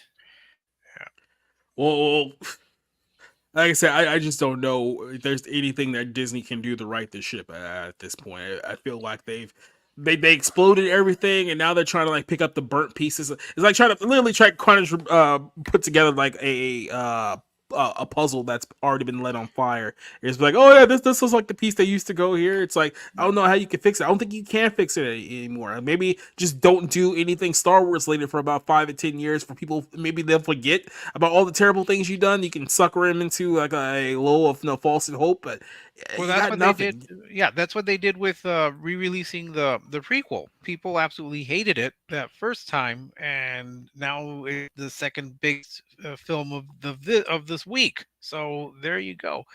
Also, but again, you have to attract people. You have to attract viewers with this Acolyte. So you have to give them something interesting. So far, that's not what I saw in the trailer. No. All I saw was just a very strange haircut. That's all I remember. The most significant moment was the haircut and a lightsaber. Yeah. Well, unfortunately, our good buddy Chris has to head out right before the best part of the show, because I was literally just gonna make you suffer for the next 30 minutes anyway. No, I gotta get out of here. It's like, okay, I gotta get up real early, guys. Yeah, I'm gonna get out of here. No, I appreciate it. Had a lot of fun. Rick, Arn, Chat, Jacob, I appreciate it. Thanks for the invite. Hope I can do it again real soon. No problem, man. Take care. Thanks, guys. All right. Take it easy. So I guess the only two who's going to be suffering tonight is you two, because now. But before we do, I do want to make one, or this has to be made while we're talking about Star Wars. This point has to be made. They still haven't made their money back from buying it. They're $2.8 billion in the hole. Because the money that they have to invest just to produce a show or a TV show or a movie or whatnot, it's like they're never going to dig themselves out of that hole. It's just not going to happen. They bled the property dry, expecting it to be an endless cash cow, and it's turned out to be anything but, because you oversaturated the market with all these TV shows, all these movies that fewer and fewer people care about, especially those who follow the lore as much as like someone like Orange Hat. I'm casual about Star Wars, and I need them to release the holiday special on Disney Plus. I need to see the extended edition where we get more Wookiee porn. Okay. I tell you this much. Usually I end the show on a hot note or on a bang. I'm gonna end this one on a whimper, because here's the backstory here. Me and MSK, Iron Oxide, and a few other people, we did our show on Saturday night. And on Saturday night, I showed people the trailer for this movie that I saw about a week ago. I think it was when we were watching. What was the last movie we did right before? I think it was Boy Kills World. I think that was when I saw this. And I'm sitting there and I'm watching this trailer, and I'm thinking to myself, is this going to be the head and shoulders worst movie of 2024? Now, Rick, I know you talk about all the time, oh, nothing's going to beat Argyle. You have not seen a trailer for this movie yet, so you might want to get that eraser for Argyle being the worst movie of 2023. But before I get started there, let me just go ahead and give you the backstory here. What's her name? Ilana Glazer, who's the person behind this. She is not funny. Like, not remotely funny at all. If you guys know who this is, she was on the Comedy Central show Broad City about a decade ago. It was her and I think Abby Jacobson were on that show. And it's literally just about like two 30-year-old women acting like teenagers. And in the context, that's supposed to be, I guess, funny. However, that shit gets very, very old very, very quickly. She had a stand-up special, if you want to call it that, come out about a year or two ago. And let's just put it this way. A lot of people who are in the know with comedy will crap on, what's his name, Brendan Schaub for being the worst stand-up comedian that they've ever seen. I think she's fundamentally worse. I'm going to play you just a little bit of her stand-up special here, so maybe you guys can tell me who would put this woman in charge of writing a comedy movie. Well, let's see what they thought was good about her. I partially identify with Mr. Peanut. I'm like, don't buy that. Who wants some salty-ass nuts, huh? Woo! Bow that out, bat out. Sweetheart, you're looking good, sweetheart. I love that dress on you, honey. And for my sexuality, if I were a drink, I'd be 1 part gay and 2 parts straight. Thank you. You do what you want with your hands, you know, no pressure. It's just whatever you want. Cool. That's literally a Jeb Bush please clap moment in a comedy show. But I got just a little bit more here because I really need to sell you just how bad this is, because you guys haven't even seen the trailer to this movie yet. So yes, it does get worse. No crash. I'm not waiting. You know, I'm just not desperate for your approval. But 1 part gay and 2 parts straight. Okay, so you might call that drink a ginaton. Or like at a different bar with a different vibe, both sexes on the beach.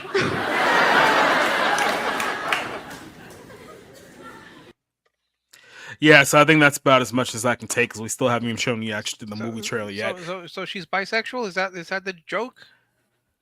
Well, she identifies as queer even though she's married. So I don't know. Like I said, nothing about that community makes any sense. So I'm not even going to try to pretend like there's any sense to be had there whatsoever. But this way, she was on that Comedy Central show Broad City. She's been in a couple of movies which are also really, really bad comedies, and then she did a stand-up special which is probably the worst stand-up special anyone's ever seen in their entire life. So of course this woman is completely utterly qualified to write her own comedy movie, which people are claiming, oh, this is the comedy of the year, it's going to be Bridesmaids. I watched this with a room full of people who, let's just call them, are pretty much film normies, so they don't get in depth with the whole conversation like we do. They were, I think they were distraught like watching this trailer because it was so bad. They literally they couldn't even make a joke about it. This is just how bad this film is. And I saw this at a theater and I'm thinking to myself, there can't possibly be a movie worse than this year, can it? Like, this can't possibly be anything worse than this. So I'm going to go ahead and show you the trailer to a film called Babes. So if you guys don't know what the synopsis of Babes is, Eden, who's her character here, is an aggressively single woman who gets pregnant by a one-night stand and turns to her best friend, Dawn, the mother of 2 children, for help. So this is the concept of Babes. I'll just play the trailer for you, and then we can react when it's all said and done. Are you good, dude? I need you to check my shit. Oh my God, you're in labor. I don't know the medical term for this, but your vagina looks like it's yawning. Like,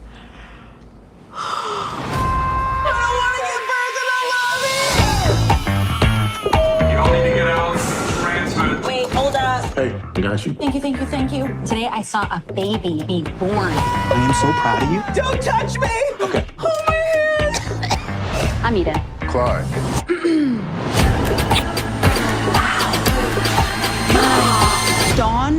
crisis. I've had sex, but I was on my period. So you can't get pregnant on your period. Girl, Stop. Girl, you stop. We went to the same school. We learned the same shit. Hey, how are ya? Am I pregnant? Yeah. Single mom. She may not keep the baby. Choice. Oh, right. Single. You don't have to do anything you don't want to do. I have your back no matter what. You think I can do this, right? Yeah. Yes. Yeah. Yeah.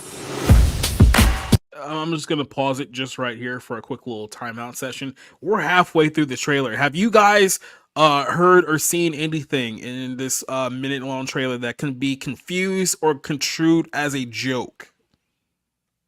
Well, the idea that something is supposed to be funny, like that woman giving birth down the hallway, which wouldn't happen. Then the idea that they're going to let some random woman in the delivery room, which also would not happen. I guess the comedy is supposed to come from there, but I don't see it as comedic, or that idea of the twins that are like telling her single or like single mom or whatever. That also is not funny because again, it's trying to force the humor.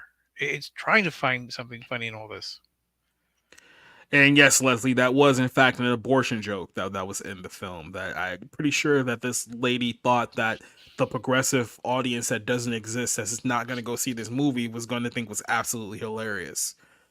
But let's play the second half of this trailer for the comedy of the year, according to Awards Watch. So I don't know who Awards Watch is, but if any of you guys know who they are, mark and avoid, because clearly they cannot be trusted with their opinion. Oh, I think they do. Does the fetus look healthy? Because I didn't know I was pregnant. I've had weed, shrooms, alcohol, coffee, and unpasteurized cheese. You did not tell me how sexy it is to be pregnant. Were you crazy horny? Hey. You said you were gonna be at all the appointments? I have a family. I've been swamped. Best friends get so screwed over in adulthood. You and me, we're family. Bitch. Bitch. Bitch. Bow. Feeling the love, feeling the love, feeling the love. Get down if you wanna get down. It's a new day. Another spin round. I'm scared of the decision I made, but it just feels like destiny, and this is Destiny's child. Stacking up big love deals. Amniotic, ready? It's a pretty big needle. Oh, what? That's for my... Yeah? Cool. No, cool. Okay, you ready?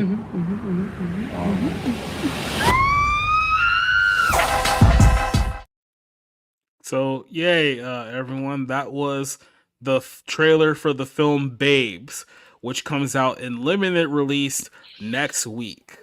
So before I decide to whether I'm going to torture you guys by forcing you to watch that film only so you can stop saying Argyle is the worst movie of the year, Rick, I'll start with you. What is your thoughts on the trailer for the film Babes? You mean I watched The Fall Guy for nothing? Yes. I hate you. I spent close to $40 on that nightmare. Who told you to do that? Well, I went to the nicer theater because I was hungry. Yeah, that's your fault. I'm not trying to blame you for your poor life decisions. That's the progressive thing to do, sir. How dare you?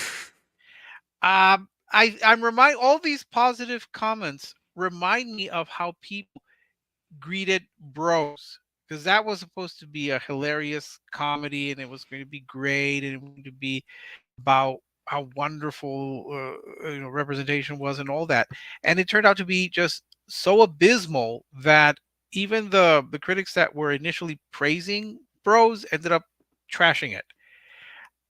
Again, I have not seen this film. I can't comment. This is the first time I've seen this trailer. Look, if the movie had ended with her having an abortion, there'd be no story. So of course she's going to keep it. It's not going to be a suspense. There's nothing there that I found funny. Not the dialogue, because it's again forced, not the circumstance. Maybe they're. I think it's a case of them trying too hard to be funny. Like they have to sell something that's not there. You could have, and this is not original. We've seen these types of movies where a woman is pregnant and she thinks about it, decides that she will carry the baby to term. So and I think it's been handled better in other films.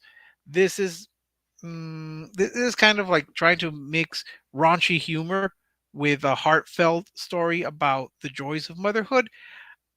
It doesn't look like it's going to work, and oh geez, it really is going to be tough to beat Argyle. So I but again, I don't know. I think this film is going to beat that with flying colors. Just put it that way. I came close to thinking The Fall Guy was close to being worse than Argyle, but not quite there. It's still better than Argyle. So we'll see. We will see. Orange Hat, what is your thoughts on this abomination of a film? Well, considering my expression never changed once while watching that entire trailer, I can honestly say that if that is a comedy, that is one of the worst fucking comedies I have ever seen. In fact, a lot of that shit almost made me well, I'm not gonna say. Let's just say that it's better that I don't say it because it makes me want to put myself on the FBI watch list. That's what you meant to say. Yeah, in a way, yeah, I kind of did because I don't like a lot of the stuff that person was saying, especially considering that they are carrying a child, and a child is literally a God's gift for a mother. But I'm sorry that trailer left a very bad taste, and this person, whoever thought that this was a good idea, honestly, I don't think they should ever be allowed to work in Hollywood again. They can write whatever they want, but honestly, if somebody, whoever is responsible for checking over scripts that are turned in by that person, they should be like, oh fuck, I'm gonna have to put this in the shredder because I'm paid to put it in a shredder automatically on principle because this person is literally an abomination against humanity by trying to create that thing and call it comedy. Yeah, we've seen this before. I'm reminded of was it Joyride, where again they're trying to put in a lot of raunchiness and try to make it very like vulgar, and think that that in itself is what makes it funny. No, what makes it funny is the situation and the characters' reactions to it, not the vulgarity, not the raunchiness. And you have this here so far, and you had this with Bridesmaids, which I didn't care for, apart from the airplane scene. I thought it was terrible. But again, I'm not going to say that it's terrible just on the trailer. If I do see it, and I doubt I will, unless I'm ordered to, like I was ordered to watch Fall Guy. I don't think it is something I would seek out. The trailer's not selling me on this movie. I will not watch this movie even if I am ordered to do so under penalty of death.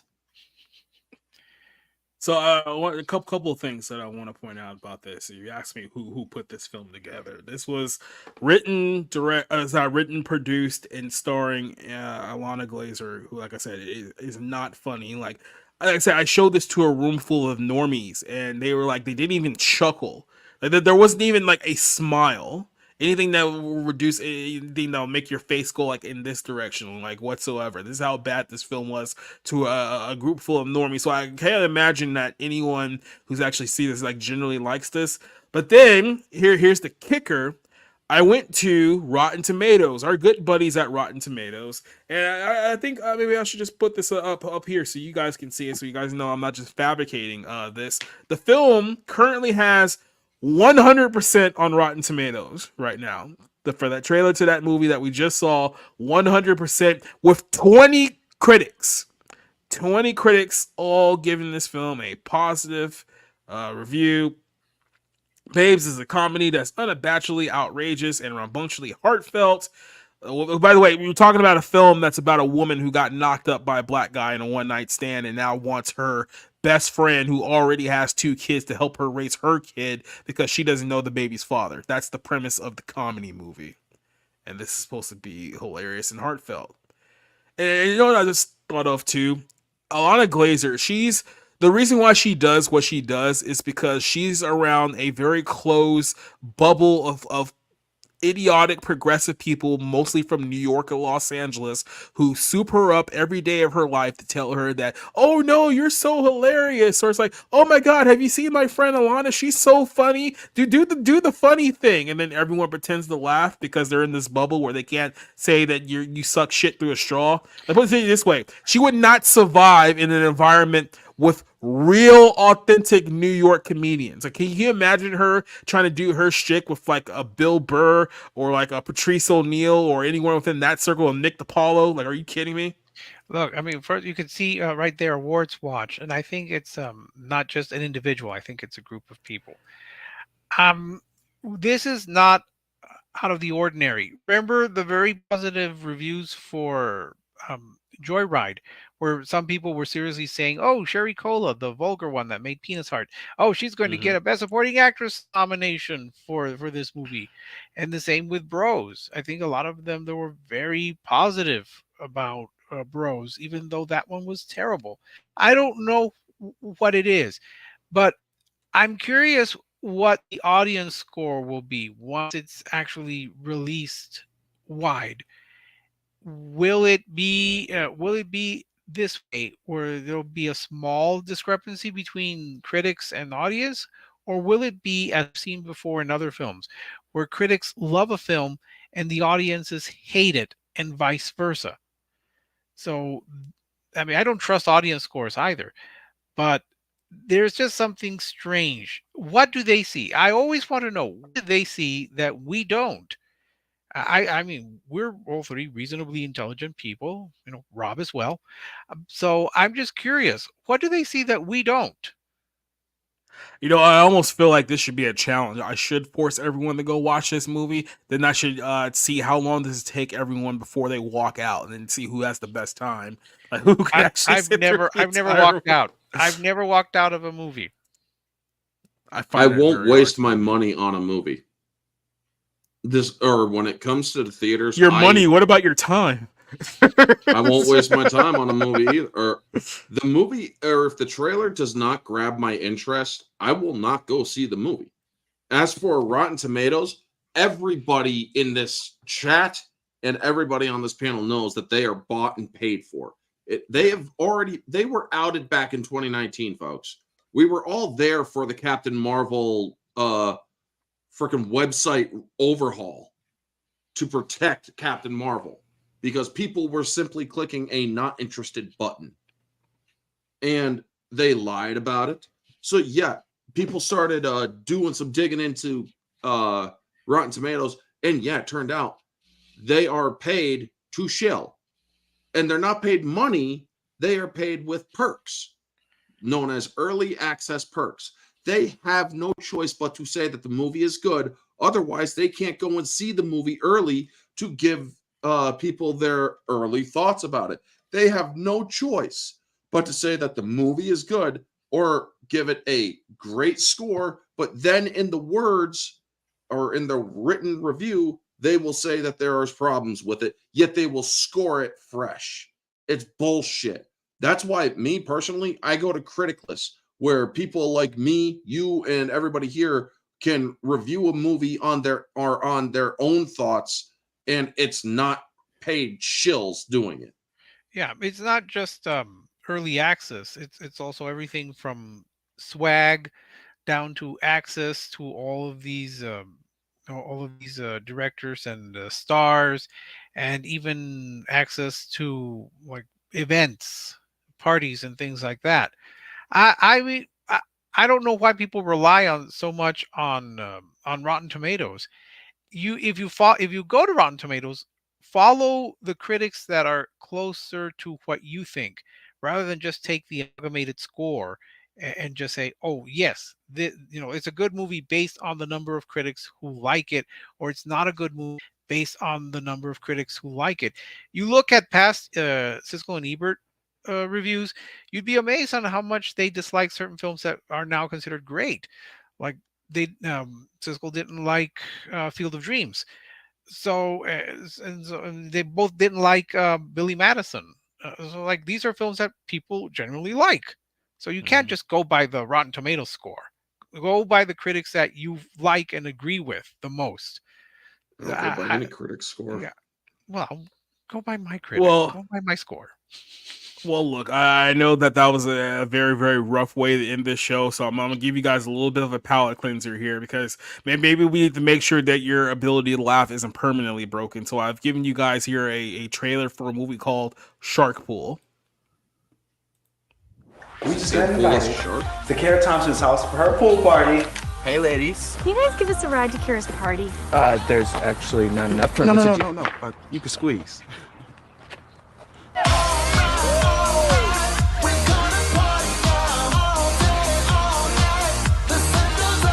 Best day ever. Come on, man. You and I both know you've been in love with her since day one. I'll do something about it. Cannonball!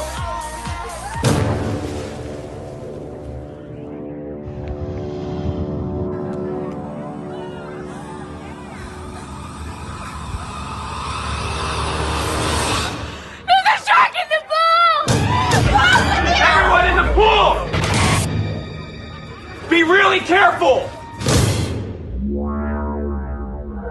I can't believe she's dead. How many more people is this thing gonna kill? What? None. Just don't go in the pool.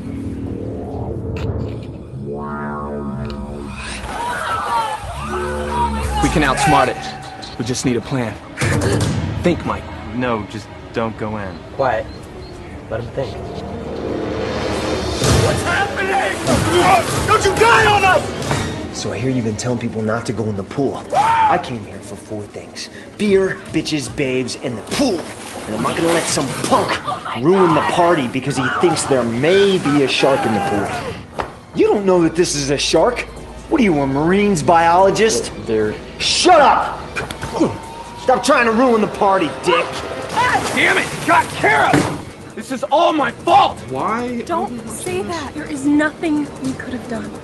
Yeah, there was. Several things.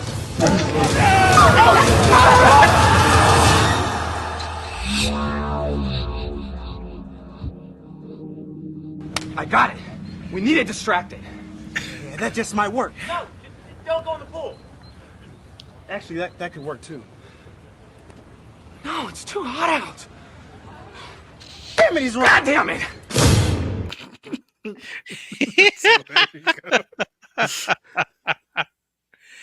It's the total stupidity of the premise that makes it funny. That and the fact that there's one character who is sensible and he's the one who keeps saying just don't go into the pool to him. That's what it knows what it is. I don't know if this is a real movie, but it's completely self-aware, which is not what you could say about Fall Guy. It's a terrible movie.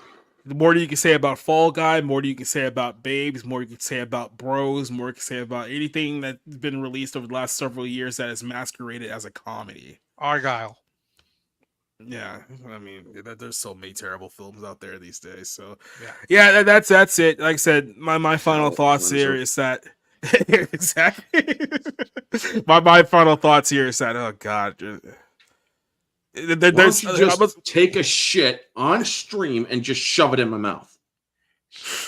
I'll just send you a box of shit. Just give me your address after the show. There you go.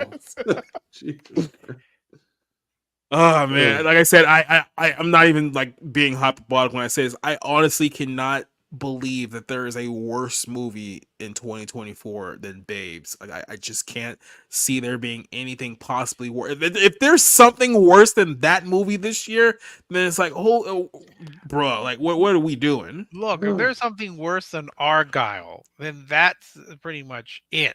Because there have been some films that have been close to it, but I really can't imagine. But then again, anything's possible. I thought The Gray Man was going to be the worst movie until I saw what was something even worse. That was, I blocked it out. Thank heavens. So yeah, it's possible. But again, if and when I see it, then I'll decide if it's the worst film of 2024. There are too many. There are too many films competing for that title. I'm gonna force Rob to watch it. Yeah, he's doing nothing else with his life right now. Anyway, he's probably gonna not have a job by the end of this week. So yeah, he should be punished. Or I should tell him that the only way he's gonna not watch this movie if he keeps his job. That'll be worst position. As long as he still has a job, he doesn't have to watch this movie. You are cold. You're cold, Mr. Smith. You're just cold. Well, that's the show, ladies and gentlemen. We're going to get out of here a little bit early now, so I'm going to go ahead and flip this over to you guys so you guys can promote anything you got coming up. I'm going to start off with Rick. All right. Well, I've got more reviews, including for The Fall Guy, which is one of the worst films I've seen this year, and I regret having to be made to see it. That's it. More reviews, and hopefully I'll keep working on that Ullman retrospective that I've been working on for a while now. That's pretty much it. Thank you, everyone. All right, then. Orange Hat, what you got coming up? For May, I got Tuesday theme streams where it's all Star Wars themed. Today I did prequel trilogy, or next week I am doing original trilogy and lore. This week me and Mara were planning on doing the 1s and 2s and the singles. However, due to scheduling conflicts and personal issues, it had to be pushed back a week. So Murder at 1600 and Blade 1 will be discussed next week instead of this week. Also, Friday is Orange Hat Uncensored. Sunday is the weekly recap. And the 19th of May, the Sunday of the 19th, will be where me and Kate from Nerd with a Cigar are going to be discussing episode 1, as that is literally its 25th anniversary because it was released May 19th. But yeah, that's basically what I got going on. It's Wesley Snipes and Star Wars May. So yeah. All right, then. Shooting you guys over to what's going on here tomorrow night over on the Boundman in the Comics YouTube. Myself, Spencer, Josh, Cider, and Nerdigans will all be on for the 01 podcast. Cider's been working on these crazy videos for our show over the last few weeks, and he's definitely got more stuff to show you tomorrow night that is on the Bounding in the Comics stuff. Meanwhile, I don't think I'll be doing any weekend streams because I'm probably going to be heading over to Truist Park this weekend for some Braves action. But then Sunday, I will be back here. Glad somebody just reminded me that. Sunday, I will be back here. We'll be doing the next episode of The Bible Lens. We're going to talk about the enemies of dispensationalism. Last Sunday night, we talked about the Apostle Paul, so go check that one out on there. And I'm also, me, Eddie, Bigglemets, and Dante did a retro wave on Nickelodeon cartoons. We're chopping that up right now, having that edited. It'll be mostly up on Rumble. Then we'll also have some clips over on the YouTube side of things as well. So that is also coming out. So make sure you also subscribe to the Rumble side of things so you guys can get those exclusives as well. Outside of that, I want to take this time to thank everyone who joined us here tonight. Neozoic, Duke Nukem, Doba Fett, DK, Leslie Tarkin, Bayana Rad, Mephisto who joined us here tonight, Henry joining us, Spencer. Who else do we have here? I want to make sure I get everyone. I already gave a shout out to DK. Obviously, Rooftop Korean, Dante. Who else? And yeah, I think I got mostly everyone. Oh yeah, don't forget Tim, Chris, obviously, who joined us earlier on the show, who couldn't join us for our last show. Cactus Jones, everyone who joined us. Thank you very much. Thank you very much to all of my cohorts who joined me here for another episode. We will see you guys, if not Sunday night for the Bible Lens, we'll see you next Tuesday night for episode 99 of the Bar Room. But it's time to go out of here. It's time to go away. Adios, goodbye, and good night. Good night, good riddance. Be gone. It's over. Go home. Get the hell out! Get out! Get out! Get out! Okay. Get out! Get out! You get the hell out!